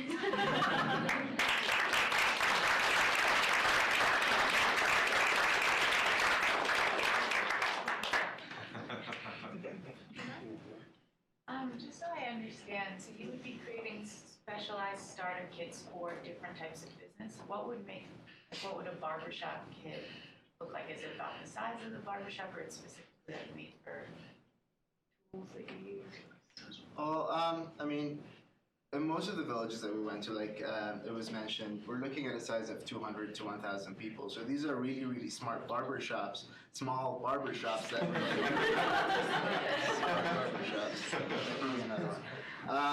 small barbershops that really need access to energy, a couple of clippers, some lights, at least as a starting point. And so this is exactly what the package looks like. The right size of panel to power the right size of, the right kind of tools with a battery for storage. And that's one example. There could be a barbershop kit 2.0 that goes larger than that, but yeah. And it helps that everybody in Uganda has the same haircut. Yeah, I think in the far back, and then, sorry, no. Thank you. You say that people are usually have a lower income level, and also I think usually solar power is a little expensive. So is it not probably they will not afford to buy solar systems? And will they able to buy all those systems? So something that's one of the things that we did do some research on the ground, and there is a desire to have financing mechanisms because, yes, these systems would be beyond the financial reach of paying cash in one transaction. That's one of the reasons why these people are purchasing in components, is that there are no financing mechanisms offered. So they buy it each piece at a time. So that is definitely one of the major challenges, but we think that offering one kind of boxed kit and a financing mechanism to purchase that kit would make it affordable for the lower income people. Now that does mean that they would be making payments for a period of time, which would increase the price to an extent, but the people who we spoke with did not seem opposed to that idea if it was offered, which is currently not offered. And it does kind of push you into certain lower cost solutions early on. I think like lower power usage, lower barrier to entry, or if you have a mix of finance and cash customers, then you're much better off. But with the intent that long term you have some higher value products that have a little bit longer credit term and really kind of get more at the heart of access. I mean, we discussed very briefly about the buying and selling power, and that could be a really big deal. But as you say, like it could be too expensive right now, or it's very heavily reliant on financing, like Alana just said. I was under the impression that solar panels were more efficient when they were all clustered together for care and maintenance and all that kind of thing. Did you guys look at communities hosting and having the solar panels versus them being individual? Is there a price breakdown difference on that? Actually, solar scales pretty linearly with quantity, and one issue we see, there's not a lot of wealth around to make that kind of thing available, and the way that their villages are structured is that the microgrid concept in Uganda doesn't make as much sense as it does in some other African communities where they have kind of more clustered geography. The village is very tightly compact. And because of our focus on small business, that tends to lead us into other geographic distributions that aren't as optimal for that. Plus, a lot of people are interested in generating their own power and kind of not having the sort of reliance or dependence on yes, someone else. right. Thank you. Great. Thank you, guys.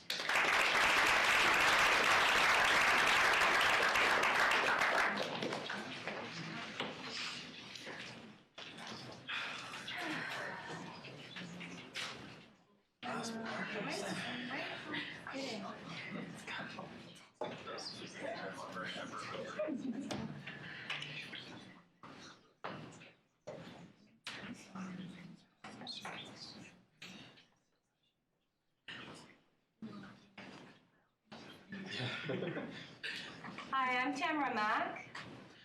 I'm Maurice. I'm Emma. And I'm Kenny. And we're Carib Source. We're an impact sourcing venture that seeks to create employment opportunities for Caribbean youth. You may ask yourself, well, what is impact sourcing? Another way to call it is socially responsible outsourcing. So a business would outsource an activity such as manufacturing or logistics, or in our case, business processes such as customer care or billing, in order to really focus on core business activities and also to reduce costs. Socially responsible outsourcing seeks to employ vulnerable or marginalized populations in regions of the world with high unemployment, and also seeks to really develop individuals both professionally and personally to really give them a leg up in their careers. So you might ask yourself, how did we end up choosing the Caribbean? So our focus was on youth unemployment, and the Caribbean has one of the highest rates of youth unemployment in the world. For each island, it hovers around 40% in terms of youth unemployment. And so we really see business as an opportunity to give these youth potential to grow and really gain a valuable experience. So our venture fieldwork, we separated into really kind of three things. We wanted to first of all understand our customers and our beneficiaries and what their needs were. In terms of beneficiaries, again, we're focusing on Caribbean youth that are currently unemployed, understanding what industries they'd like to go to, what their skill sets are, what they're interested in. And in terms of customers, really looking at U.S. businesses that are either currently or looking into outsourcing in the future. In terms of business models, again, we really went in with an outsourcing model, also known as business process outsourcing, or BPO for short, and looking at comparing different models, seeing what best practices are, and learning from that, but also keeping our eyes and ears open to other opportunities that may exist that people that we speak will tell us about. Last but definitely not least, we wanted to focus on building potential partnerships with governments, NGOs, and other businesses in the space that would be willing to work with us. But again, what did we really do? I mean, we did go to the Caribbean, so we spent a lot of time on the beach. We had a lot of coconuts, more coconuts, And Emma really wanted to start a coconut business. But all in all, we actually got a lot of work done. And so in our 50 days in the Caribbean, we conducted 45 interviews, and these interviews really consisted of, first of all, finding out from these people what they thought were the main causes of unemployment and youth unemployment, and then towards the end of the interviews, really looking at potential opportunities that they've either thought of or heard of, or that we may work on together. Concurrently, we also conducted roughly about 20 interviews in the U.S. with a variety of U.S. companies, which we will cover in a bit. And so we started our venture, at the Caribbean Investment Summit on May 13th, literally the day after our last exam. And really, this conference is put together by the various investment promotion agencies from the Caribbean. So we wanted to first of two things: understand what investment opportunities existed in the region, and also what investors were looking for when looking at some of these opportunities. So while we were there, we were able to meet with investment promotion agencies in the 3 particular islands that we plan to visit: Trinidad and Tobago, Jamaica, and St. Lucia, and we started off in Jamaica. So in Jamaica really is the regional leader in BPO, so business process outsourcing in the region, and we had the opportunity to meet with a lot of the larger companies there, including Sutherland, which has a very interesting model whereby they actually started off or opened up their first facilities right at the university campus and employed a lot of the youth students there. And Vistaprint. Vistaprint has its only English-speaking customer care center in the world, located in Jamaica. 90% of all of the product designs that Vistaprint uses actually comes from Jamaica. While in Jamaica, we also met with the largest youth NGO in the region, Youth, and also had the opportunity to speak with and meet with one of the better youth skills development centers, HEART. So after spending a week in Jamaica, pretending I was Jamaican, so we could get by, and saying "yeah man" after every sentence, we went to Trinidad. So Trinidad and Tobago is the southernmost island in the Caribbean. It is an oil-rich country, and we were able to meet with a lot of government officials there, including the Ministry of Labor and Small Enterprise Development on the left here, and then on the top right, the Ministry of Youth and Sports. Trinidad has a lot of government programs for its people, and that's where really they use a lot of that oil money. And we were able to learn a lot about some of that. Again, we'll touch on that in a bit. And the reason we're jumping off a cliff here, not a cliff really, but the reason we're jumping off here is because we got our car towed the day before. Funny story, we can talk about it after. And last but not least, St. Lucia, which is really where we spend the bulk of our time. In St. Lucia, again, we had the opportunity to meet with a lot of governments, so ministries of commerce, tourism, agriculture, social transformation, but also the opportunity to speak with local businesses that had youth development programs that we could learn from. Most importantly, though, we stayed with this wonderful lady, my mom, who is a local entrepreneur who has developed and is currently running a business for the last 15 years and is very successful doing so. So we would like to give you a small synopsis of the 3 islands that we were in. As you can see from the map, Jamaica, St. Lucia, and Trinidad. In terms of education levels, they have very high educated youth because they have universal primary and secondary education. St. Lucia, to be specific, has a community college, so students can be able to transition from secondary school into the community college.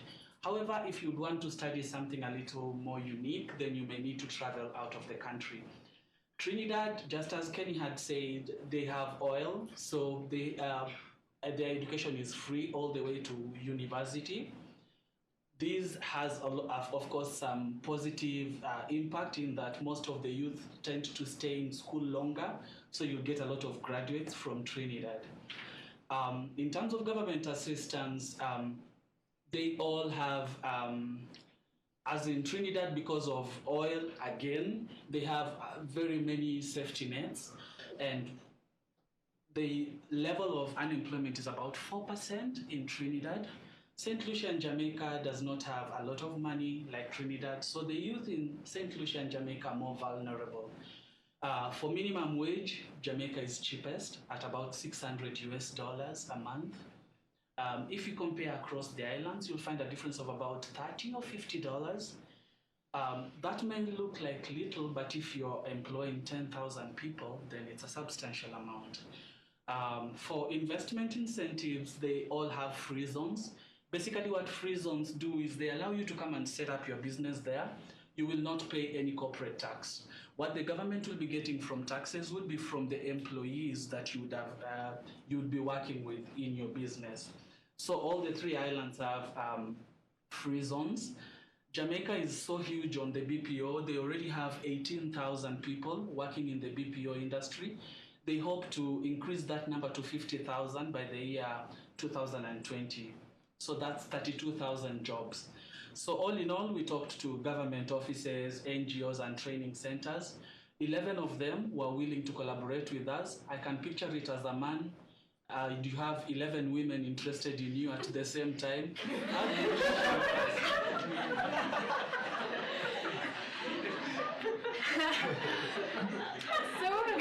So one of our primary goals for going to the Caribbean was to get a real understanding for St. Lucian youth in terms of their aspirations, but also their skill level and their general attitude towards employment. So we went about this by doing a number of focus groups, and we did 9 in total with about 200 participants. And each one was a little bit different, given the structure, but we did surveys that were online through Qualtrics. We also did computer aptitude tests, which were paper-based, to get a general understanding of if they were comfortable using a computer. We also did some workshops on customer service skills and workplace ethics. So we got to meet with a diverse group of diverse array of young people. So, this is the branch of the Caribbean Youth Environment Network, and these are young professionals. We also got to meet with a number of different training centers. So these are youth that are part of a government training program focused on agriculture, but we also got to meet with some private training programs in hospitality. But the majority were with secondary school students. These are all students on their way to do their end of high school exams. So as you can see, they had a lot of energy and were a lot of fun.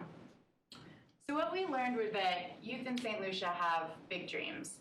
Some of them are more on a professional track, others are more interested in self-employment, others are just trying to make some money so they can retire, others are still figuring it out. So pretty typical for young people, right? And we could tell you a lot of what we learned from these focus groups, but here are a few highlights that have influenced our research or our business models. One thing that surprised us was that tourism was the most desired sector, and that was something we found in our surveys, but also in the focus groups discussions. And our assumption going in was that young people didn't see tourism as a long-term career option, so this surprised us that they actually were considering this a viable career path. Another one is that 65% of the youth in our focus groups were interested or considered self-employment, and that surprised us as well because we went in with the approach that we're going to be supporting job creation, whereas these young people sort of showed us that entrepreneurship could be an interesting approach as well.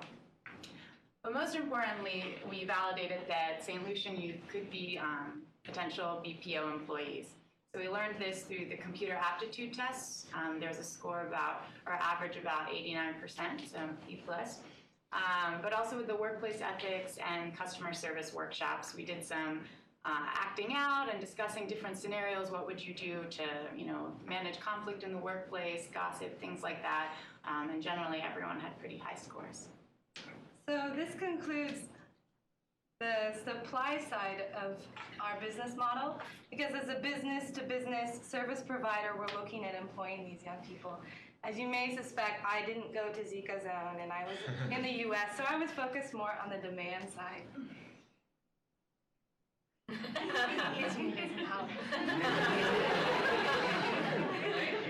So we started with the question, what services are companies outsourcing? And we wanted to just gain insights into current potential market opportunities and trends. So industry-specific outsourcing is the largest segment in the BPO sector. BPO industry as a whole is $135.9 billion per annum, and that's in terms of revenues. Industry-specific outsourcing, the biggest segment of that is the banking sector, and that's led by mortgage processing, payment processing, core bank administration, and other growing sectors such as healthcare.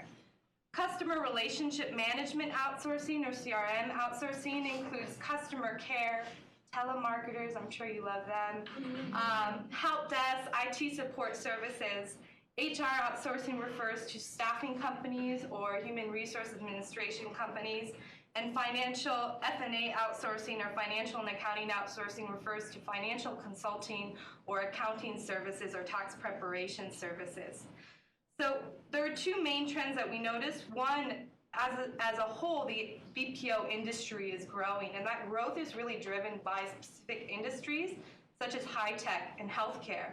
But also there's a growing segment of small and medium-sized businesses and mid-market enterprises, so those with annual revenues between 50 million and 1 billion that are also looking to outsource. So we spoke to 17 current and former business owners and employees of small, medium-sized businesses in the manufacturing, banking, healthcare, and legal industries, as well as a number of startup companies. And this is what we learned. We learned that 2 out of 4 mid-sized banks, so these are banks that have total deposits that exceed 1 billion per annum, and they're banks that aren't currently outsourcing. They express an interest in outsourcing customer care services. We kind of have to take this with a grain of salt. We spoke with VPs, bank VPs, but we didn't speak to the C-level bank owners that would ultimately make the outsource, no outsource decision. All of the small and medium-sized businesses and mid-market enterprises that we spoke with outsource accounting services. So smaller firms outsource general accounting services or bookkeeping services, and larger firms outsource a specific service such as payroll or travel and expense management or accounts payable. We also found a blue ocean opportunity. 4 out of the 4 startup companies that we spoke with said that there is no accounting service that is specifically geared towards startups. What they were looking for was an accounting firm that could provide them with the kinds of advice they would need to structure their accounting system, and also could grow with them as they grew as a company. All of the companies that we spoke with expressed reservations regarding working with an offshore company, some explicitly asking for a local presence in Colorado or in the US. But the message of social impact sourcing in terms of employing a population that has high unemployment rates really resonated with all of the businesses. We also spoke with 9 different BPO companies in Kenya, the Philippines, Jamaica, and the US.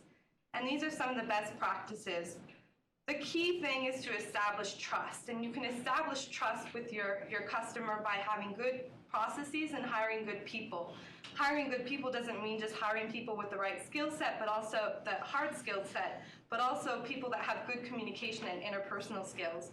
And also to consider total vocations. They're not just the functions that someone's going to perform at work, but their personal and professional aspirations and how you can help them in their careers more generally. So we agree with the fact that youth unemployment is a wicked problem. And like any other wicked problem, there may be various ways of solving it. So these 11 women, no, I meant these 11 organizations that were willing to partner with us were all interested in different things. And so we followed the excitement a little bit. And one of the excitement was around the BPO model, of which Tamra has done a good job at explaining. Then the other thing is, the Caribbean is so huge on tourism, and there are lots of opportunities for partnering. There were organizations that were looking at partnering with us in the tourism sector. Another one was the entrepreneurship, as Emma had already talked about it. Youth are really interested in it, and also there were 4 potential partnerships around the area of entrepreneurship. The other one was vocational training. What we noticed is the education system is failing to transition the youth into vocational skills, and so there is a huge need for that. At some point, the island didn't have anyone to repair an elevator, so there is a huge need for that.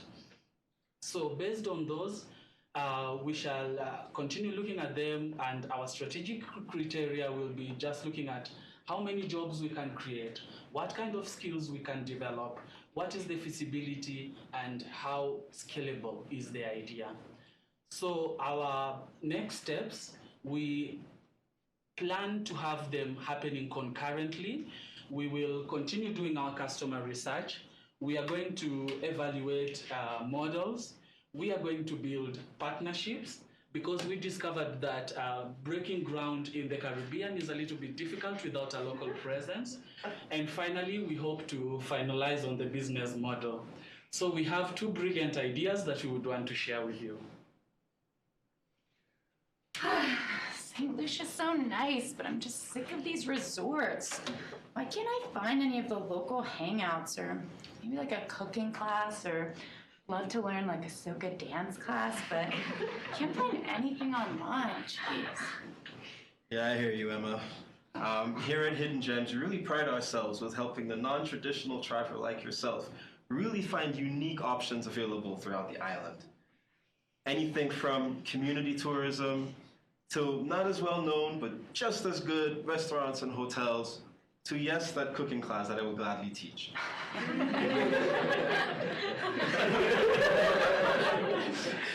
At Hidden Gems, we really know and we believe that the Caribbean is a lot more than just resorts. And we want to help you find that while also providing youth with a lot of untapped potential with valuable experience in the working world.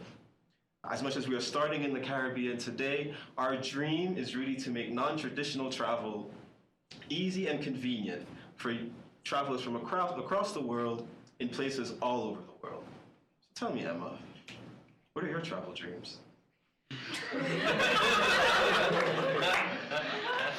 Oh man, I have been trying to start a business, but I'm having a problem with this account and financial stuff.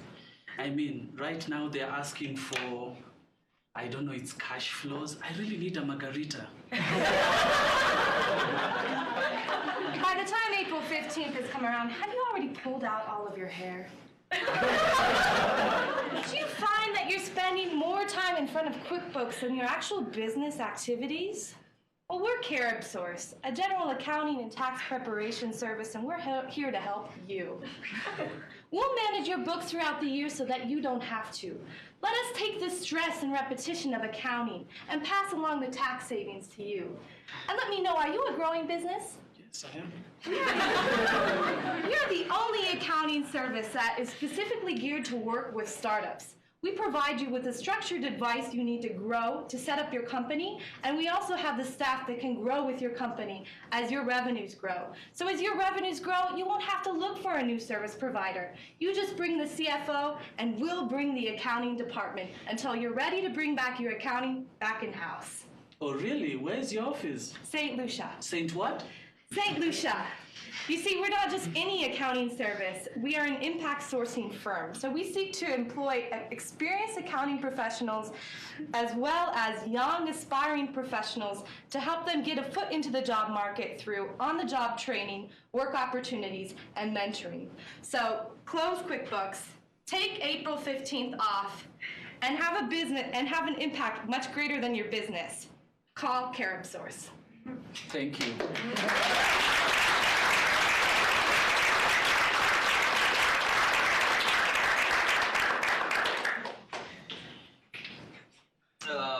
So if you're training these youth on how to prepare taxes and stuff, I mean, how are you planning to do that if you're serving U.S. companies? That is a very good question. And so in particular with the financial and the taxes and the accounting side of things, so 60% of youth in St. Lucia that are in secondary school choose a business track. And business track, you have to do 2 classes, among others, principles of business and principles of accounting. So there is that skill set there. In terms of the U.S. link, we would absolutely have to have a presence here. So that would be that liaison, right? And then the youth now in St. Lucia would learn from that liaison. So there would be kind of a back and forth in that sense. But you're absolutely right. There would need to be a presence locally. I just wanted to add one thing too. So anyone that has a university education has studied abroad. And a lot of those people have studied in the US. So we would also have to hire a couple CPAs who've studied in the US who would then be based in St. Lucia. Okay, besides Maureen's question, how to make 11 women be interested in you? I want to ask, So you have two different business models right now. I would say which one, I know that it's still early, but like just which one do you think would be the one would have more impact on the youth employment back in St. Man. That's this slide. Like Yeah. we have to do this analysis. So, kind of very quickly, we came up with two simple graphs that we just didn't include in the original presentation because of time. But this, again, this is really kind of arbitrary and rough right now because we're still plugging in all the numbers from the research. But as of right now, we're seeing any kind of an outsourcing opportunity like the accounting one as really being able to create the most jobs possible. But there's a potential for, especially if these people are just kind of doing the same tasks over and over, for really becoming proficient in that one task, but not a lot of other areas. Obviously, there's ways around that. You'll have people in different departments and whatnot. But so that's kind of where we're at. In terms of feasibility and whatnot, we're looking at potentially the travel one because of the partnership potential that we have.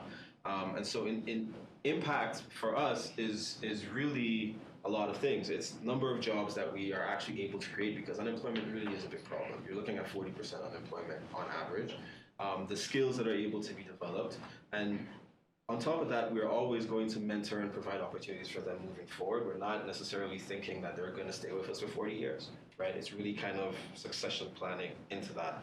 But yeah, this is really what this semester will be about for us.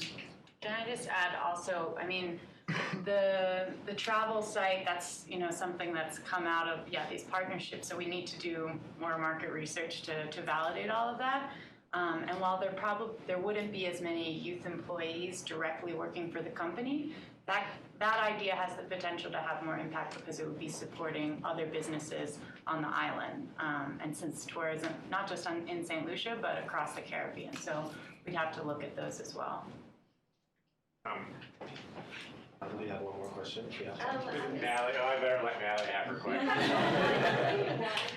I'm wondering on the carrot source idea, would you only serve businesses in the American market? And if your geography was wider than that, how would you deal with differences in tax law, accounting principles from country to country?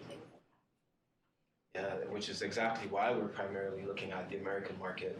The reason why the Caribbean, it has kind of blown up as a BPO, or the next BPO leader is really kind of shifted from India to the Philippines to the Caribbean, is because of very close cultural affinity with North America.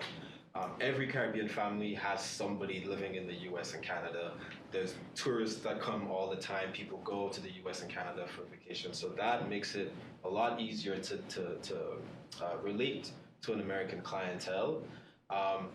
And so you're absolutely right. Moving forward, if we are looking to globalize these services, there's a huge hump to pass there. Not saying that it's impossible, but it really makes a whole lot of sense to start in North America because of that cultural affinity and everything that already exists.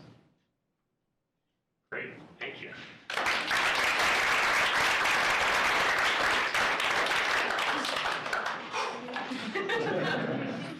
So I'd like to congratulate C9 for summers well spent and good plans for the upcoming semester. And thanks everyone else for coming.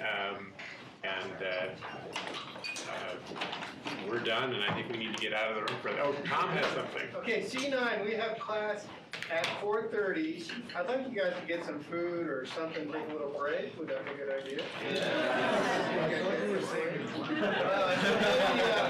4:45? Okay. And there will not be a quiz today. See you at 4:45. No quiz.